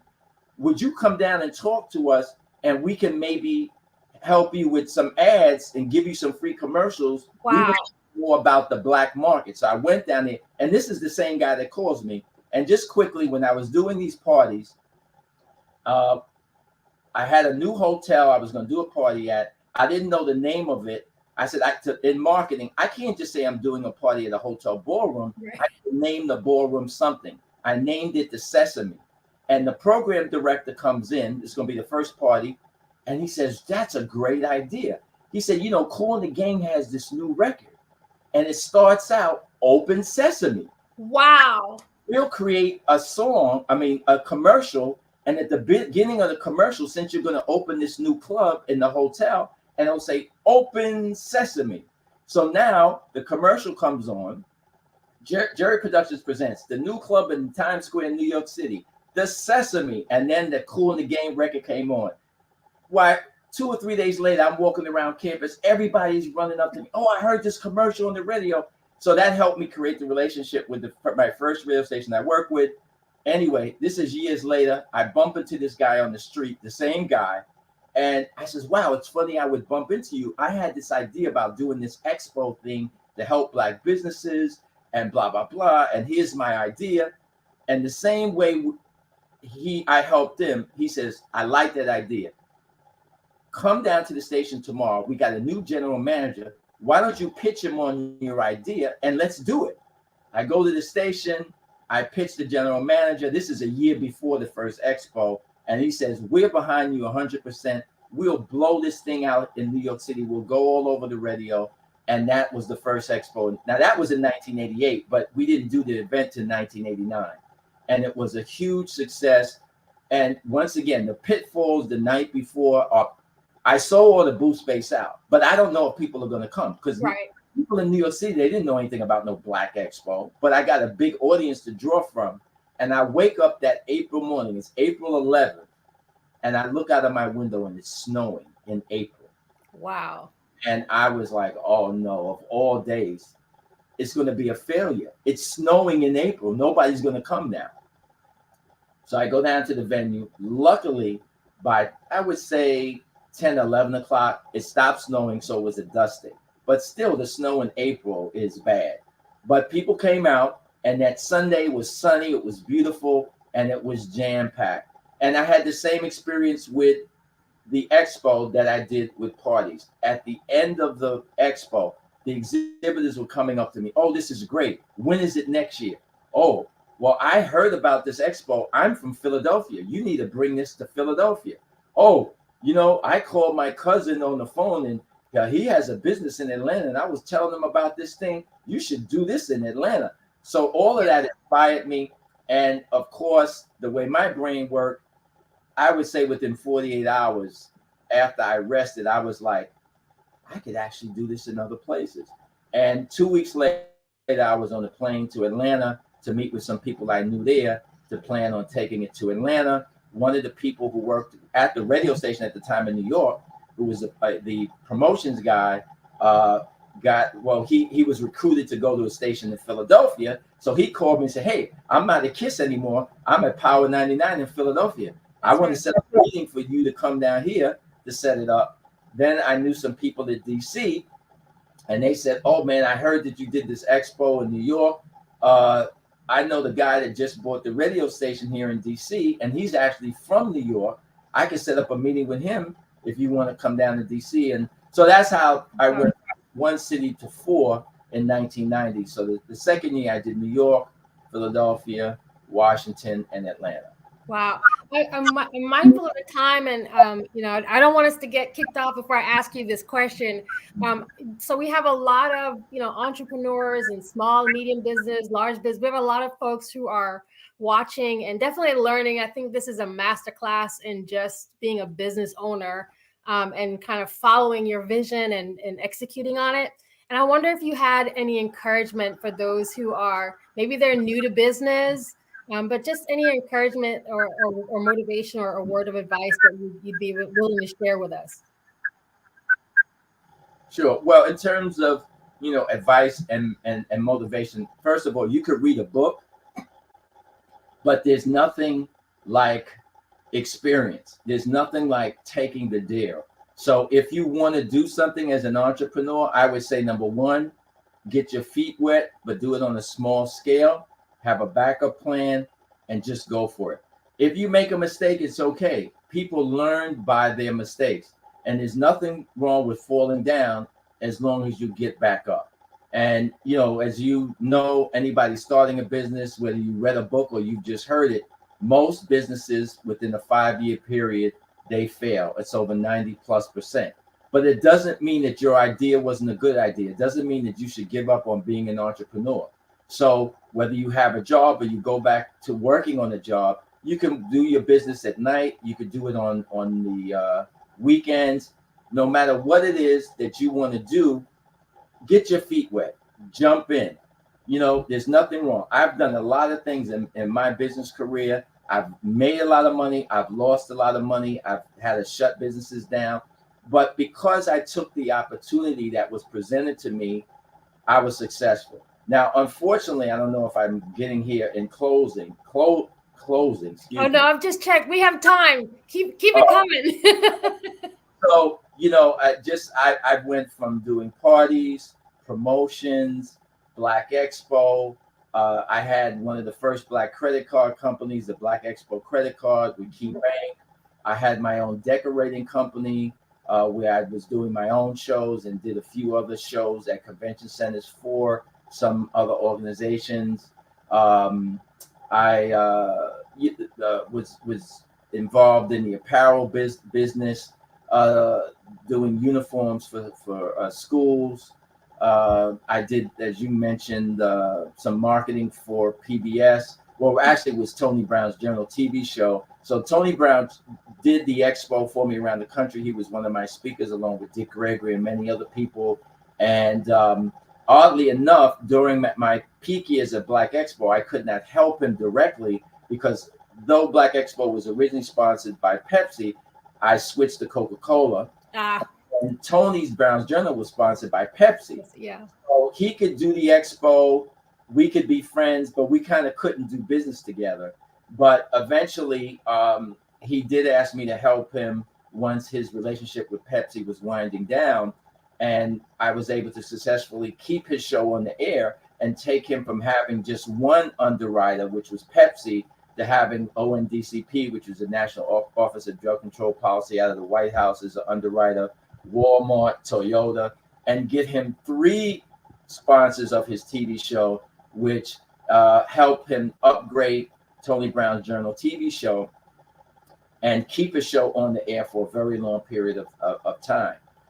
So I'm very proud of that. Now, the other thing I just want to mention, which is key to entrepreneurism, and I'm not going to say that these are failures, but these were shortcomings that I had of myself. And I did talk earlier about what I know now as opposed to what I wish I would have known 30 years ago, 25 years ago. And these are missed opportunities. Okay. Being in the seat at Black Expo, fortunately, but yet unfortunately, there were opportunities that came my way that I should have taken advantage of. But of course, I'm trying to run Expo in all these different cities. I had my office, I moved to Atlanta. I had my office there 4 blocks from Coca-Cola. I still had an office in New York where I started my decorating company. I had a warehouse and an office there. So I had a lot going on. I had a lot of employees. I'm producing 16 events at the same time, trying to get my credit card company off of the ground. I told you I started my decorating company. Then I started doing festivals in the Bahamas. So I'm doing events in another country. Wow. Oh, and for example, my first event in the Bahamas, I'm going to tell you what my lineup was. Imagine doing a show like this. I had Frankie Beverly and Mays, Cool in the Game, the Ohio Players, Bobby Humphrey, wow, Kurt Franklin, Steve Harvey is the host, along with Jonathan Butler and I'm forgetting her name. There was one other artist that I had. So I'm doing things like that on a big scale as well. And then I'm involved with Kurt Franklin because I launched his career. There's a lot of other things that I was doing, helping people and helping other entrepreneurs be successful. But as an example, an opportunity came to me to buy, I don't know if you remember a magazine called Emerge magazine. I do, yes. Yes. So Emerge was started by a business, a Black entrepreneur, and his partner at the time that was a wealthy doctor. And they weren't being successful. They weren't making money. A guy who ended up being my sales manager worked for Emerge. So Bob Johnson from BET, when Emerge is not making money, they're running out of money. Time Warner gets involved for a minute, but Time Warner is losing money. So Bob Johnson buys it. And when he buys it, he's going to move the magazine to DC. So this individual who is my friend, he was exhibiting at Black Expo. He says, I'm not going to move to no DC, because I live. So I said, well, come work for me. Bob Johnson buys the magazine, but after a year and a half, he's focused on BET. I get a call one day. They sent me a spec. They said, would you like to buy Emerge magazine? So I said, okay, send me the information. Now I got the information, but the timing was bad because I was getting ready to move to Atlanta with my business. I had the package. I'm looking over the financials, and I called this investment bank at the time. And I said, well, I'm a little interested. And what's making it inspire me to maybe do this is because the guy who works for me was doing sales for Emerge magazine. So I think I could make this work. But they wanted $600,000 for the magazine. This is in 1992, early 1993. And I said, well, it's a little bit too much. And they said, don't worry about the money. We'll get the financing for you. But the guy who was my friend, who was the sales manager for me at the time, who before had worked at Emerge, says, oh, don't do it. We got to focus on moving to Atlanta and then this magazine. And I don't know. And I don't want to do magazine stuff anymore. And I let him talk me out of it. Oh.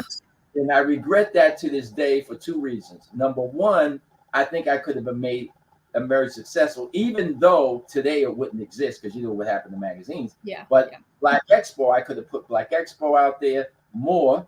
I could have marketed Emerge magazine at my expos. I could have signed up subscribers at my expos. I could have brought in some of my expo sponsors as new advertisers, and I could have probably made it profitable and made a different imprint for what I was doing at that time. But more importantly, I would have established relationship with investment bankers once I saw that I could turn this magazine around, make it profitable, make it more of a household name with the experience that I had in marketing and promotion, and I would have created relationships with them. So Jerry, what are some of the other companies that came out of Expo? And I heard like all those names of careers that you started and folks that you helped. I hope everybody's heard it like I heard it. All the names that have been dropped. of really very, very successful leaders all in their own right. But what are some of the other companies that we might be familiar with that came out of the expo? Sure, if everybody knows Damon John now from Shark Tank. Damon first exhibited with us in one of the first exposures to Fubu. Before there was Fubu even a company, he and his friends were sewing things with his mom at their house, doing skull caps and little things, sewing Fubu on it. And they came to our show in Atlanta, and they made up some things and they sold them. Though they were from Queens, they knew about the New York Expo, so they traveled to Atlanta. They almost sold out of everything they had, and it really inspired them. And they did some of the expos. So, I mean, he said on many interviews many years ago that, you know, Black Expo inspired them to keep striving, that helped inspire Fubu to become what Fubu was.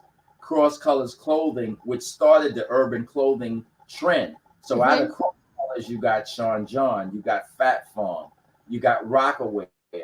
Cross Colors started with us, and then the whole urban clothing trend, which doesn't exist anymore, came out of being inspired by what Cross Colors was doing at Black Expo. Then Cross Colors underwrote another company called give me a second. I just had his name. Carl Kanai. Yeah, Carl Kanai, and he called us around. Then we had Glory Foods. Yes. You know, there were just super successful Glory Foods, by the way. Let's just pause for a second. It's not, you know, like a lot of these brands that you're talking about are very, very, go to your local supermarket, you can find Glory Foods, Foods. Yeah. And they started exhibiting with us with just doing greens, and they would, you know, with the greens at the show, and people would taste, etc. But you know, they came out of Black Expo. So, you know, I could think of household names, and I could think of businesses that are still around 30 years later, though they're not household names to people. But, you know, like the Bronner brothers, who have been around before that, they started Upscale magazine. Once again, magazines aren't around too much anymore, but they started Upscale through Black Expo. So there were so many people, and some that are local, that are still around to this day, that started with us in their own particular market, you know, through Black Expo. I mean, I could think of people, you know, Jada Pickett, you know, she had an idea back in LA. She exhibited with us. Ice Cube, of course, who's around. He was doing things with us back in the day.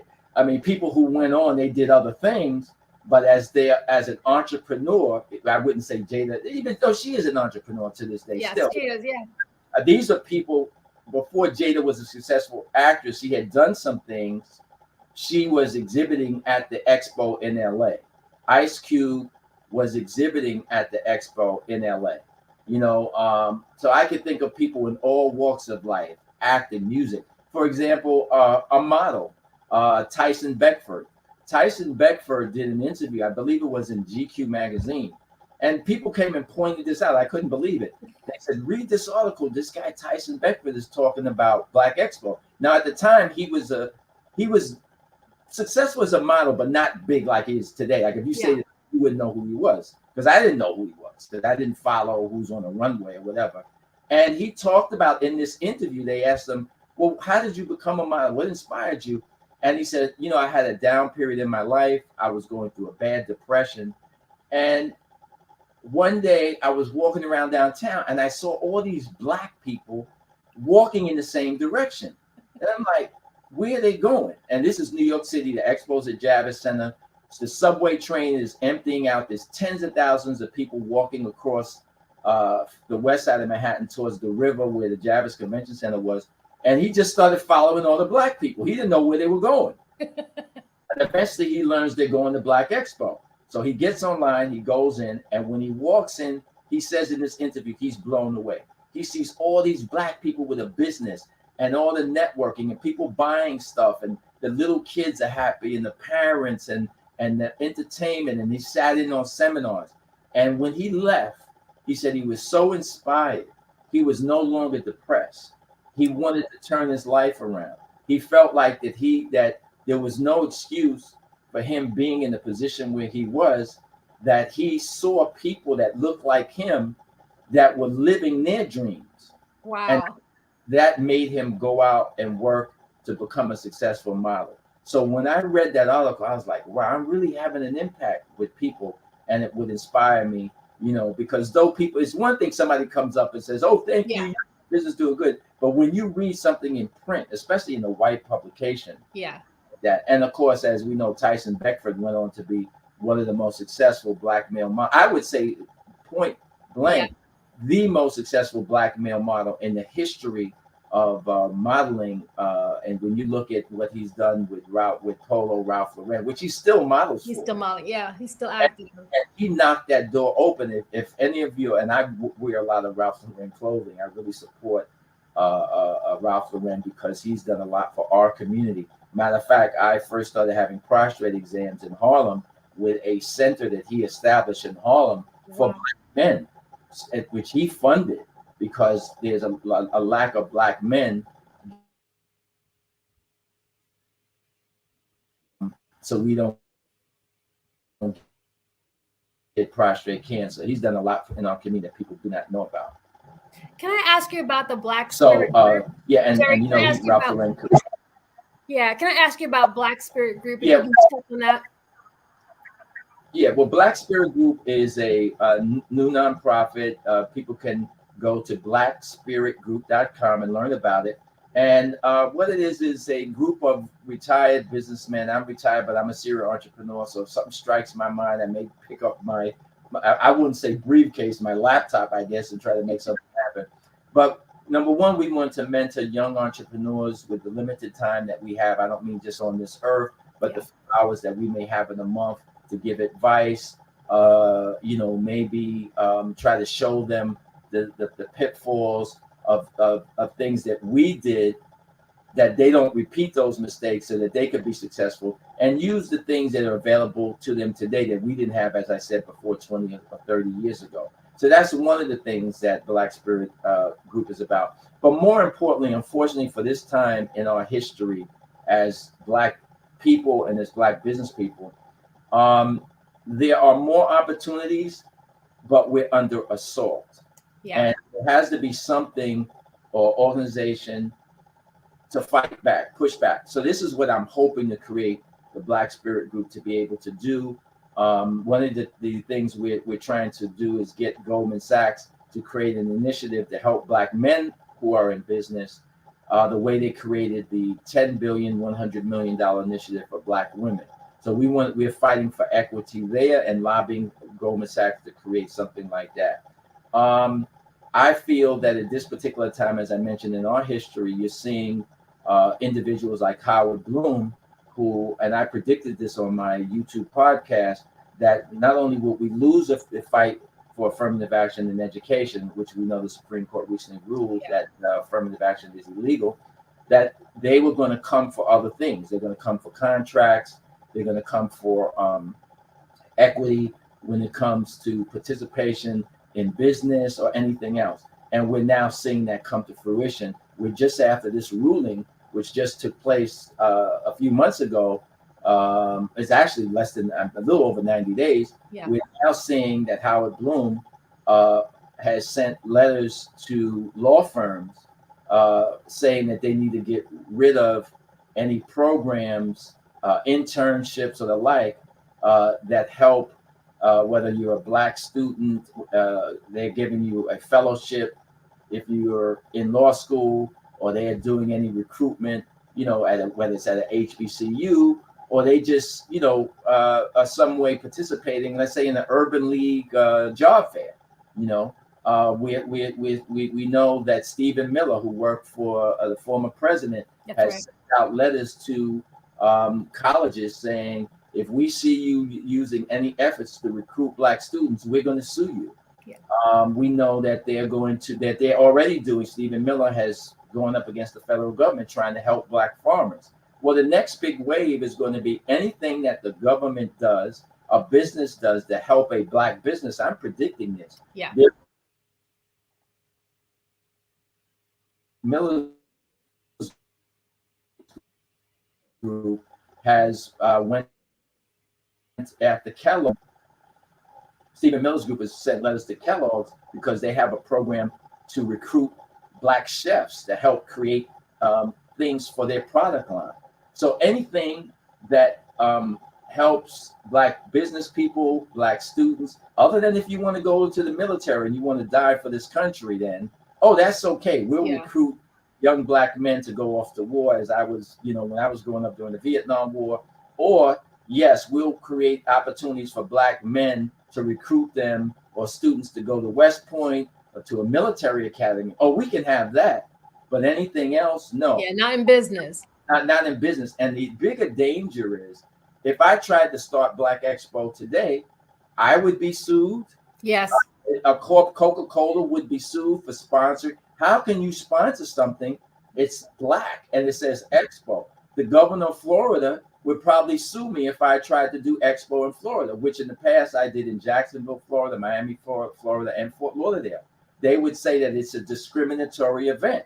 They would write letters to the company, the corporations that are participating, and threaten them, as he did when the American Hockey League was having a trade show, and they were setting up saying, we want to recruit Blacks to be more involved in hockey, to watch it. We're trying to hire Black people to do marketing. The teams need to have Black people working in their front offices. Well, the governor of the state of Florida wrote them letters and said, if you bring this to the state of Florida, when you have your All-Star game, that we may file a lawsuit against you. That's discriminatory. Yeah. So this is where the country is going. And I'm hoping that Black Spirit, once I can raise some money and do something, we can be an arm to push back and fight against those things. Because unfortunately, I'm just going to speak frankly here. Yeah. The Urban League, the NAACP is not going to do it.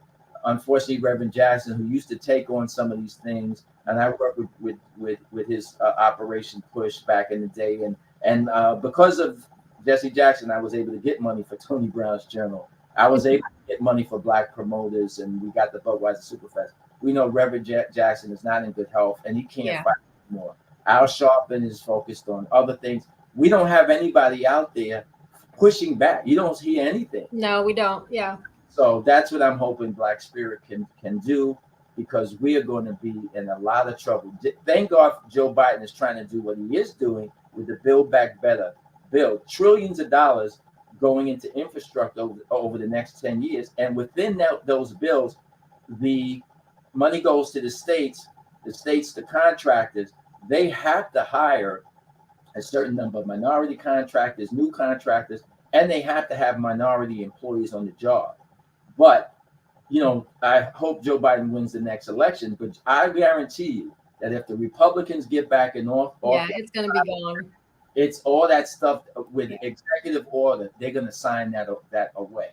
So we really need to be in a position to push back against these things, because we Black people, again, in our history, have a new target on our back.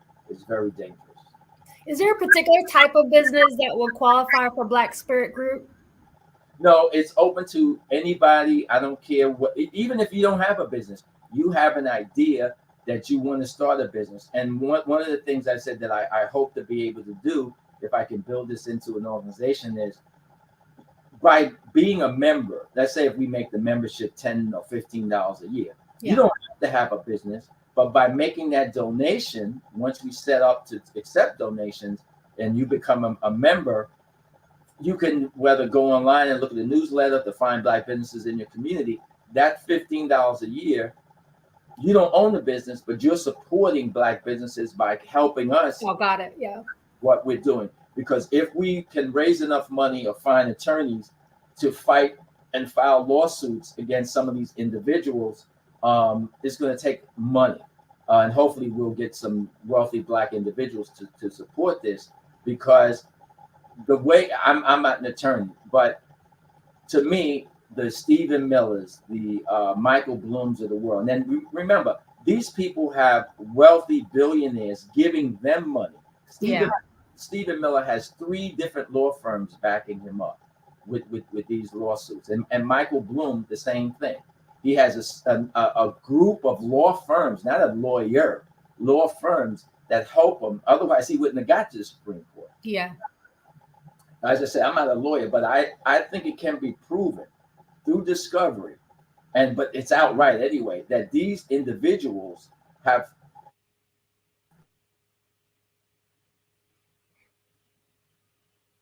on the back of one group of people. That's us as Black people. The same way they're picking out Asians, and the same way that they are selecting Asians as a model to use against us, we know that they are specifically choosing us based on our race.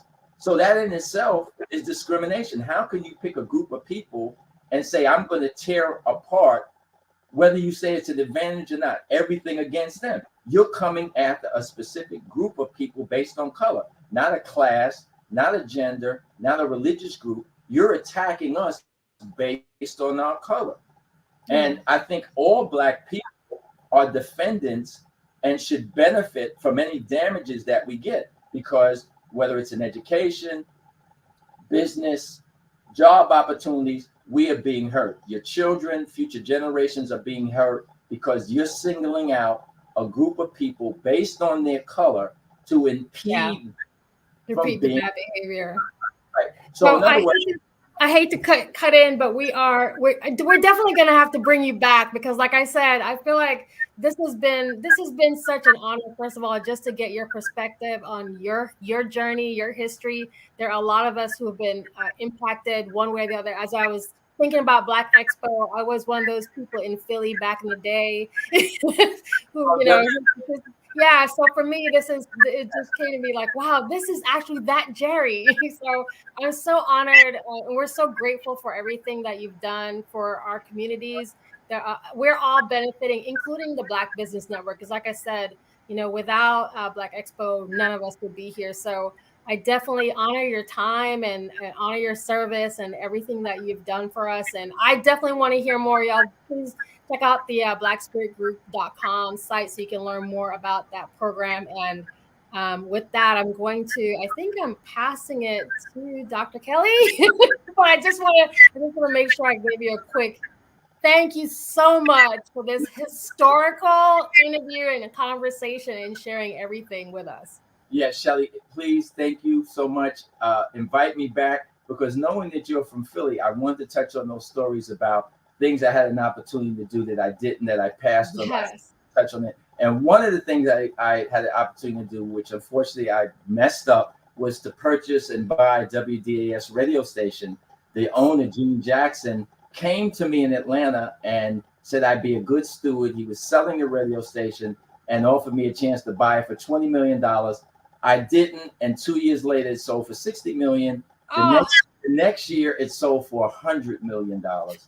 So you talk about being upset, but that's a whole nother story. I had an opportunity to build a hotel in Miami Beach because the city gave me the property to build the hotel, and that's a whole nother story. But anyway, I would love to share those stories, because absolutely need to hear missed opportunity. I could write a whole chapter in the book about missed opportunities. Absolutely. Well, thank you so much, Jerry. And I think I'm turning over to Dr. Kelly. So we'll just pause here in the show. And everybody, thank you so much for watching. Please go back and watch the replay, because there's a lot of nuggets that were shared here for free. And don't forget to support the scholarship for our students. Thank you, Shelly. You are in the right place at the right time. The Black Business Network opens again for its Black Business Olympics, a 24/7 broadcast on business, strategies, global branding, social media marketing, finance, advertisement, and much, much more.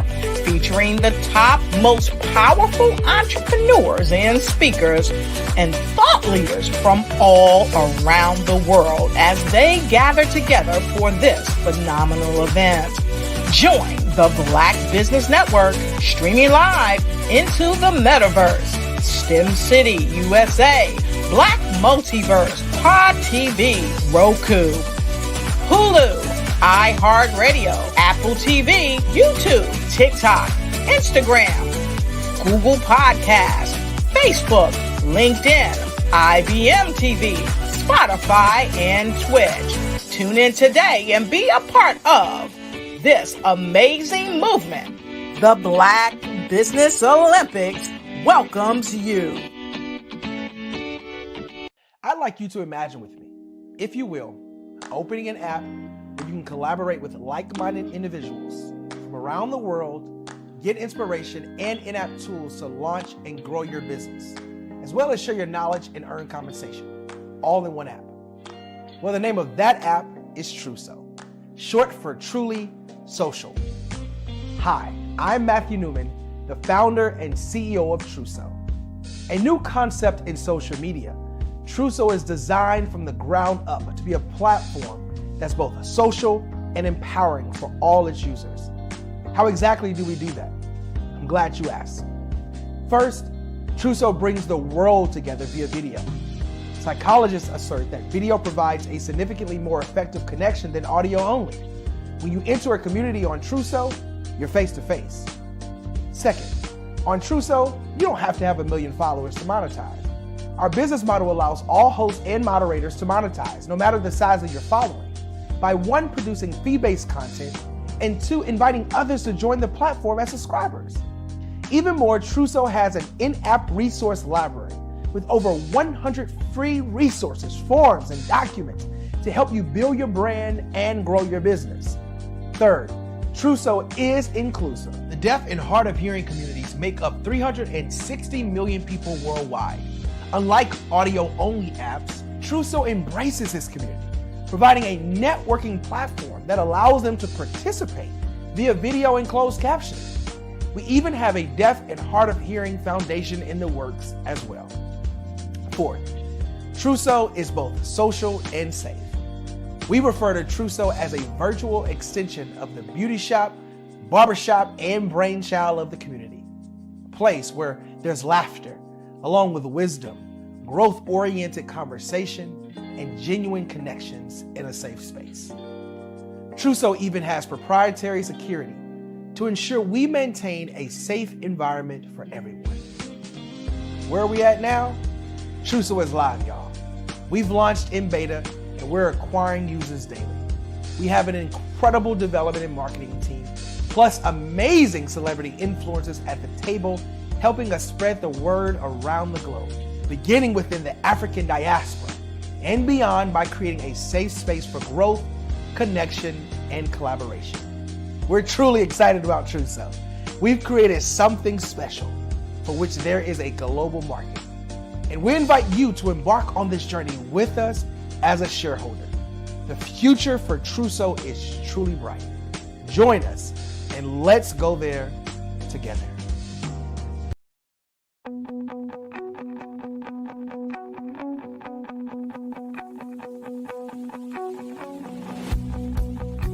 I am Black business.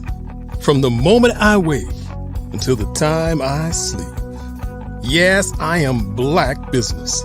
I am Black business. Tell me, are you Black business? I am Black business. Do you support Black businesses? Listen, I support Black business because I am Black business.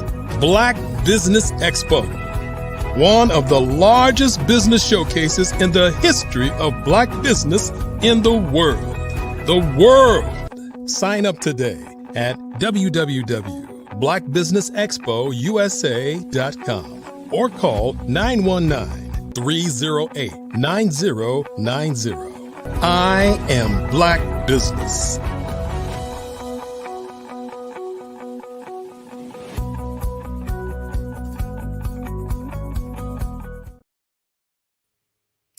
Good morning. Welcome back. All right. So this is Shelly Jeffcoat. I'm also known as Mrs. Pie. I'm CEO of LCM Group. I am your business moderator for this morning on the Black Business Network. The Black Business Network is a 24-hour business network showcasing Black businesses, Black business owners, entrepreneurs, and thought leaders worldwide. We have speakers from here, here in the United States, cities all across the US, London, Singapore, Africa, and Japan. And this is a global community sharing its business knowledge to empower, inspire, and educate businesses about business. Today, we're actually trying to raise money for scholarships. So please make sure that you visit our website so that you can participate in that way as well. And I am really excited to have this conversation. Our next guest is Jackson Crisp. He is from the NFL with the New York Jets. We're going to be talking about providing high-level project management services to elite companies. Jackson's journey has been both diverse and inspiring, and we love that. He's dedicated to impactful causes like Unsilenced Voices and the NFL alumni. Jackson merges experience with empathy in providing high-impact talks. I'm really excited. Today he's going to be sharing his insights on influential speaking. So please help me welcome Jackson Crisp. Hey, Shelley, thank you. How are you? Very good. Very good. Thanks for having me on again. Oh, yeah, I'm so excited. This conversation I think this is one of those, again, conversations. Please, if we've got parents watching, make sure you have your kids come back and catch some of this replay, because this is going to help not just business owners, but also a lot of teen entrepreneurs and younger individuals who are trying to come into business. But I definitely want to get some thoughts and ideas, and I have a lot of questions for you. So the first thing I wanted to do is I wanted to understand what you're defining as influential speaking, and how do you describe that speaking style? Like, what would that be for you? For me, it's connected, passionate, and direct with a purpose. Ooh. Right?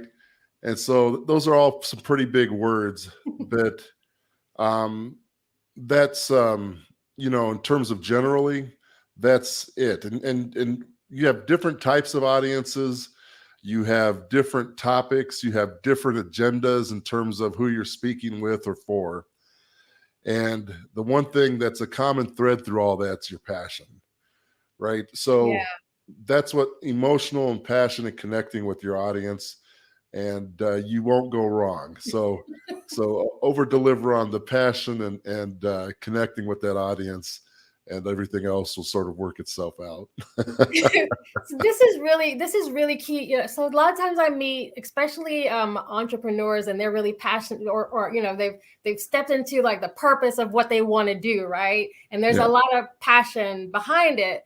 But in practical methods, you still have to be able to communicate your vision and connect. To your point, you have to connect with your audience, and also connecting with your clients. Quite frankly, some folks have to learn how to connect with investors, right? So you can get the business up and running. So I was thinking about influential speaking and how you frame that out. So again, it's not just business, but when you're thinking about coaching people on influential speaking, do you find that you have to define when and where you use it, and what are some of the conversations that you have with your clients around that? Yeah, so there's what I'm going to forget this right now, but cause, there are different types of speaking. You're motivating, right? Or you're teaching, or you're speaking for a cause, right? So each types of those, whatever your agenda is in terms of what you're speaking on, are going to require different types of things in terms of or different types of incorporations into your speech, and calls to action in terms of what you want your audience to do or feel after that speech. Every time you talk, there should be a reason or a purpose behind that, a call to action. Now, that doesn't mean buy my program, but there should have been a purpose behind what you go out and support such and such, or do this, or so. Every time you speak, I would say that you want to sort of work towards that call to action. And so, if I was working with a client, I would talk to them about: are you trying to motivate? Are you trying to teach? Or are you speaking on a cause? are some of your main speaking points. So yeah, and each one of those are different in terms of your approach and your call to action again. And what was I going to say? Let's see. Hold on. Speaking. Oh, It's all right, because I got 500 questions for you. But each one of them has stories, right? You're integrating your own story as you're talking through some of these, and I could talk more about that a little bit later. Yeah. Yeah. So I want to hit on that point, and like kind of pull that thread a little bit more on storytelling. And so as we're thinking about being speakers and how do we share those stories, and again connecting back to the audience, and you mentioned those 3 C's. I wanted to find out from you as you're coaching different leaders and you're coaching different clients. How do you talk them through presenting a compelling story, as a part of influential speaking? Like, how, what are some of the things that you help individuals with in that particular area? Because I think that's something that we kind of all maybe struggle with a little bit. And to your point, shifting away from just the cold marketing and sales technique into actually speaking in a way that you're influencing a change, or you're influencing ideas, or things like that. So I'd love to get your take on that. And then the other thing that I'd love to hear more about is more about the unsilenced voices that cause that you're supporting, and see if we can get some more information from you on that as well. Okay, can you what was the last part of that? The last part is I want to know more about unsilenced voices. Yeah, if you could just touch on that. And then before that is the question about storytelling and how do you pull that in? Because you're so right. Like, a lot of us are either going cold selling, or we're just marketing, but it's not clear about what do you intend to get out of the conversation. Well, remember, and I like to bring up Maya Angelou a lot.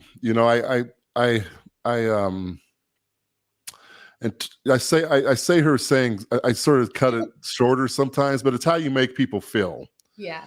Right. And that's what storytelling does. We all experience the same things and all that. And so when you strike into nerves, where someone's feeling something, and you can explain it and bring it into their emotional get them into an emotional state and start talking about it, that's where you really start connecting. So storytelling is that, right? And then what you want to do is you want to have a point or bring about what you're trying to portray to your audience or educate them on within that story, right? And it's going to stick a lot harder, and the audience will remember that a lot more. So, and that's basically what speaking is that. As we move into this interview more, I'll talk about some more structural type of things in terms of what a beginning speaker can do, or what speakers do to sort of do that. But as far as my passion, unsilenced voices. Michelle Jewsbury is the founder of that and president. We met at a speaking event, right? And she told me about her mission. This was several years ago, on how they're trying to, their mission is to eradicate domestic violence and human trafficking, right? 2 huge causes. And as I got more into it, I was like, how could I not help with that? How can I help you? Right. And so I came on as a board of directors for her. She did a lot of work over in Africa, and she was starting stuff here in the United States in terms of getting her program started domestically. And so I got together with, some of the folks in the NFL alumni, and we helped kick her off here in the States. And since then, she's been rocking and rolling, just moving things, making change, making impact. And I've stepped into an advisory role with her. Okay. Because we've got a lot of things going on as well. So, and the cool thing is, that's part of this. That's part of speaking, right? Yeah. You'll network and you'll meet a lot of people. And when you can pour into someone's thing, you do that. people remember you. They bring you over to help with this cause. They help you with theirs. And so, yeah, that's sort of how I got into Unsilenced Voices as my. Thank you for sharing that. And I think it's important because, when we talk about passion and purpose, and part of the reason that I ask these questions is because there are a lot of individuals who are going to be watching this who are coming from that same place. They have a passion and purpose. And so while we have your expertise, we're going to find out from you, how do you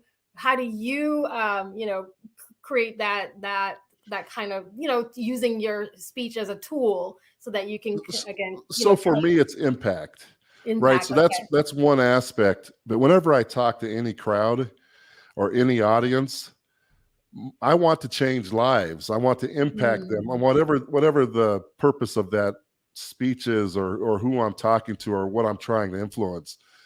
We talk a lot through the NFL alumni. We talk a lot to kids and kids' parents, right? 500 to many hundreds of people sometimes. Wow. And you're influencing the kids, and you're also influencing the parents to try to give them the tools to be a better, not a better parent, improve their way of being a parent, because all parents do their best. So that's the purpose. Whenever I'm speaking, I want to impact and influence and change lives. And so that's sort of my goal as a speaker. And again, with the different mini audiences, and then you can sort of get technical with stuff in terms of, navigating those talks. And I have some funny stories on some ways to quickly get a talk up that you're not necessarily prepared for. And there's a lot of. Well, let's go there. Let's follow where we're going, because I want to ask you other questions about how you adapt your style and all that. But let's follow some of the technical aspects, since we're already there, because again, we're all trying to learn from you as much as we can today. Yeah. So can you touch on some of the technical aspects of speech and speech delivery that you'd want to share with us? Okay, so here's a fun one, and I'll give you an example. So it was Super Bowl weekend. I'm driving down to LA. This is when the Super Bowl was in LA. And my president of the foundation, Marlon, says, "Hey, can you go and speak to this group that, because I can't make it, I'm not going to make it to LA." And that was pretty much what I had to go on, so I said, "Yeah, absolutely." So get to LA, I go to this facility, and the whole time, right as I arrive, I'm trying to understand who my audience is, what I'm speaking on, what their objectives are. And so while networking and meeting everybody, right? So that was an example of where I had to pull together these tools real time to get prepared on a speaking engagement where I knew nothing about anything. And so that's what I did. I went there and I'm assessing, I'm meeting everybody, who's the host, what's the topic about, what's my audience like, what's the audience, the dynamic, are they entrepreneurs, are they business owners, are they, so I'm doing all that assessment live while meeting everybody. And then in my head, I'm pulling together. So here's a huge hint for the audience, or a tip is, I call them story chunks, right? So in my mind, I might have 20 or 30 stories of my past that are about 7-minute stories that you can wrap a purpose around, have these cool stories sort of stuck in your head. So if I pull out 1, 2, 3 of these things, I have a 21-minute talk, right? Wow. And now I just I sort of curb it to this audience in terms of what I'm trying to get from that story. So that's what I did. So I'm just going, okay, here's this, and I'll pull this story, and then here's my points to the story to inspire the audience, and And my call to action is, if you want to get in touch with the NFL alumni to work with us, here's how you do that, right? Yeah. After sort of bringing in these stories. So that's a live example of the power of story chunks. What it allows you to do is, if you have a 7-minute spot, you can just pull a story. Yeah. You have, you're running long, you can pull more stories to fill in an hour, right? To 2 hours. And you just sort of have these things structured in your head, and you just sort of roll through these stories and put them together in terms of fitting what you're talking to about with your audience. And so, yeah, that's, and then you can adjust those stories. So a lot of my a lot of stories are around sports, challenges with businesses and startups and systems and process when things don't go right, how to, I have all these stories. And then you relate it to your audience. Right. So if I'm talking to an audience that's not sports people, everyone understands aspects of these intense things that happen. So I just relate it back to a business owner or a CEO, or these challenges that they have in terms of a story that I might be talking about with football or something like that. That's amazing. I think I'm going to be stealing, borrowing, and leveraging the story chunks idea. And I think, another thing I was thinking that also helps with nerves for folks, maybe because there are a lot of folks who are, they will not step out on the adventure of speaking in public, or they'll just make an excuse. I can't speak in public. But your idea or your strategy of using story chunks is perfect for that. Don't you think? That's absolutely the purpose, because the more you do these things, the more you can embellish, right? So you'll start learning these stories, and you can twist them and grab different parts of them as you get more comfortable with them. Yeah. It just makes you more confident, because you always know you have this bag. Yeah. Right. And so you win a surprise, because something will happen when you're speaking. That's another rule. What, how, and when. So far, this is going good, right? If it's technical, you just don't running long. Something's going to happen. And when you have this bag that you've been crafting and honing in on and getting better with, it's just when it happens, you can quickly adjust, like that drive down, right? Yeah. Like, well, I didn't freak out about who is, I was just like, because this bag was there. So it just sort of makes you confident. Get there, assess, learn your audience, and then pull these things out of your bag and roll with it. And so, yeah. Do you have advice? And so part of speaking is also watching the time. So I'm watching it. We have about 6 minutes, and I've got 30 questions. Okay, that's okay. I'm just kidding. So do you have advice? So again, so the one of the best things, if there's a good thing that came out of the last few years, is that we've all gotten used to being on Zoom or StreamYard or being visual and interviewing in this particular way. Do you have advice? When folks are doing it in this format, where you're speaking on video versus when you're in person? Is there any tips that you could share? Yeah, I actually like live audiences a lot better. Yeah. But I also like this format where it's an interview, because I need stimulus, right? Yes. There's some people that can, and one of the big secrets is, because right now I'm trying to talk to my audience here, right? Yeah. And I'm talking to you on my screen here, right? So you want to bring in your audience as well as talk to the interviewer. But then when there's a point where you're talking to the audience, and something that helps with the camera things, I still get used to this, is smile. Yes. The camera, right? Yeah. Let your personality be portrayed through it. And then also think of the camera as an audience. Like it actually helps visualize an audience sitting out there, and you're looking at the different people in the audience of who you're sort of speaking to. Yeah. And it takes the camera away in terms of being an isolated deal, and sort of turns it into a in your mind, right? Because most of it's visualization, like in sports or anything. And now you relax. And in my case, I'm talking to the audience, right? And so that's a big, not trick your mind, but get your mind to work for you. Right. And that's when you turn that camera into that audience of 1 or 1 million, right? That'll help you speak to the camera, and then and stay conscious of the audience. So now I'm like, wait, make sure I'm looking. Am I looking up? Am I looking down? But that's a great, and then because you kind of fall into a natural, even when you're on stage. Do you find this when you're in person and you're on stage? Are you that person you kind of go straight up to the top? Like, what is your thing for getting ready when you're speaking in person? When you say go right up to the top in terms of into the physicality of the room, are you at a podium, or do you work better from the back? What does that look like for you?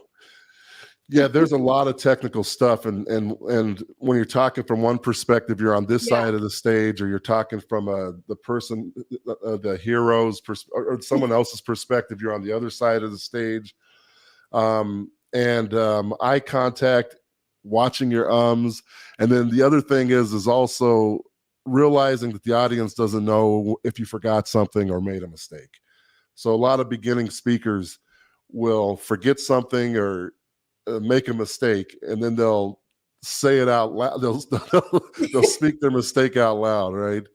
And we've all done that. But just remember that they don't know what was next, right? So just take a pause, take a deep breath, get your spot back, right? And then just talk, because sometimes those pauses are very impactful in a speech, right? So they don't know if you're pausing or being thoughtful or being right. And then have your go-tos to sort of give you time to get back on when you do forget something or something slips. Have a statement or something you say that you can say to the audience, like, yes, yes. Right. And you're looking around, and then you're giving yourself time to get back on track in your head if you forget something. So, yeah. Is there a way that folks can connect with you, or how, if they wanted to, improve their skills, how do people connect with you?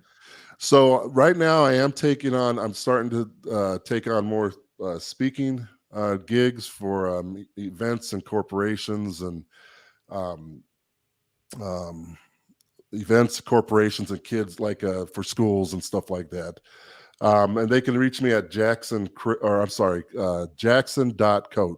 So it's www.jackson.coach is where anyone can reach me. And there you can exchange contact information with me. You can look at I'm getting ready to start a mastermind. And like I said, I'm starting to do more speaking engagements. Right now I'm doing a startup, as I've talked about on this station before, that has a lot of my time, but I still always make time for these personal development and speaking types of engagements. So, wow, that is so amazing. I wish I had more of your time, because again, selfishly, as someone who speaks a lot, I would definitely love to hear more. I love your perspective. I am gonna be using some. I think a lot of us, again, are gonna be using the tips that you share. I never thought about, again, the stories chunks, right? Story chunks, 7 minutes. So if y'all don't take anything out of it, I want you to get two things: story chunks and his email address, his website. Go to www.jackson.coach. We're so thankful for your time, and hopefully I'll get to talk to you again in the future. I'll be stalking you online to see how you're doing in business as well. Well, it was very fun. It was a very fun interview. Thank you very much. Thank you. Very good meeting you. Awesome. You too. Thank you. Thank you, Black Business Network. Please don't forget, everybody who's watching, to support, support kids, right? We're trying to raise money for scholarship for kids. And so, please make sure you go to the website and support our kids. Very much. Thank you for having me again. Absolutely. All right.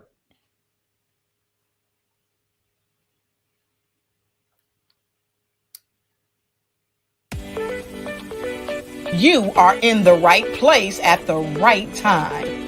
The Black Business Network opens again for its Black Business Olympics, a 24/7 broadcast on business, strategies, global branding, social media marketing, finance, advertisement, and much, much more. Featuring featuring the top, most powerful entrepreneurs and speakers and thought leaders from all around the world as they gather together for this phenomenal event. Join the Black Business Network streaming live into the metaverse, STEM City, USA, Black Multiverse, Pod TV, Roku, Hulu, iHeartRadio, Apple TV, YouTube, TikTok, Instagram, Google Podcasts, Facebook, LinkedIn, IBM TV, Spotify, and Twitch. Tune in today and be a part of this amazing movement. The Black Business Olympics welcomes you.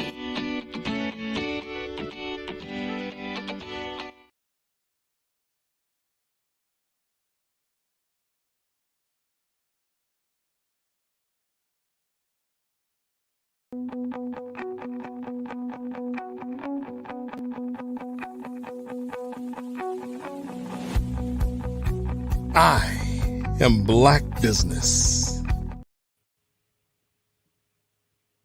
Hi, everyone. So I'm back. I just wanted to leave you with a few things. Genius is coming, and I'll see you on the other side. We don't want to forget why we're here. I want to promote the scholarship. Black Business Expo's mission is to raise funds for high school seniors going to college or K through 12 entrepreneurs. This expo is a fundraiser for students. So please go to blackbusinessexpousa.com and donate to the scholarship fund, or you can use the Cash App that's on the screen below, and it is Cash App BBX USA. Listen, our goal is to give laptops and up to $5,000 to 10 students. And students, you can register online at blackbusinessexpousa.com. Every dollar counts. So we want to remind you to donate to the scholarship fund. And I also want to take this time to make sure that we thank our Black Business Expo USA sponsors. We have 12 sponsors. And so I just want to make sure that we thank all of our sponsors for this month, for this year. And don't forget, Genius is coming, and I'll see you on the other side.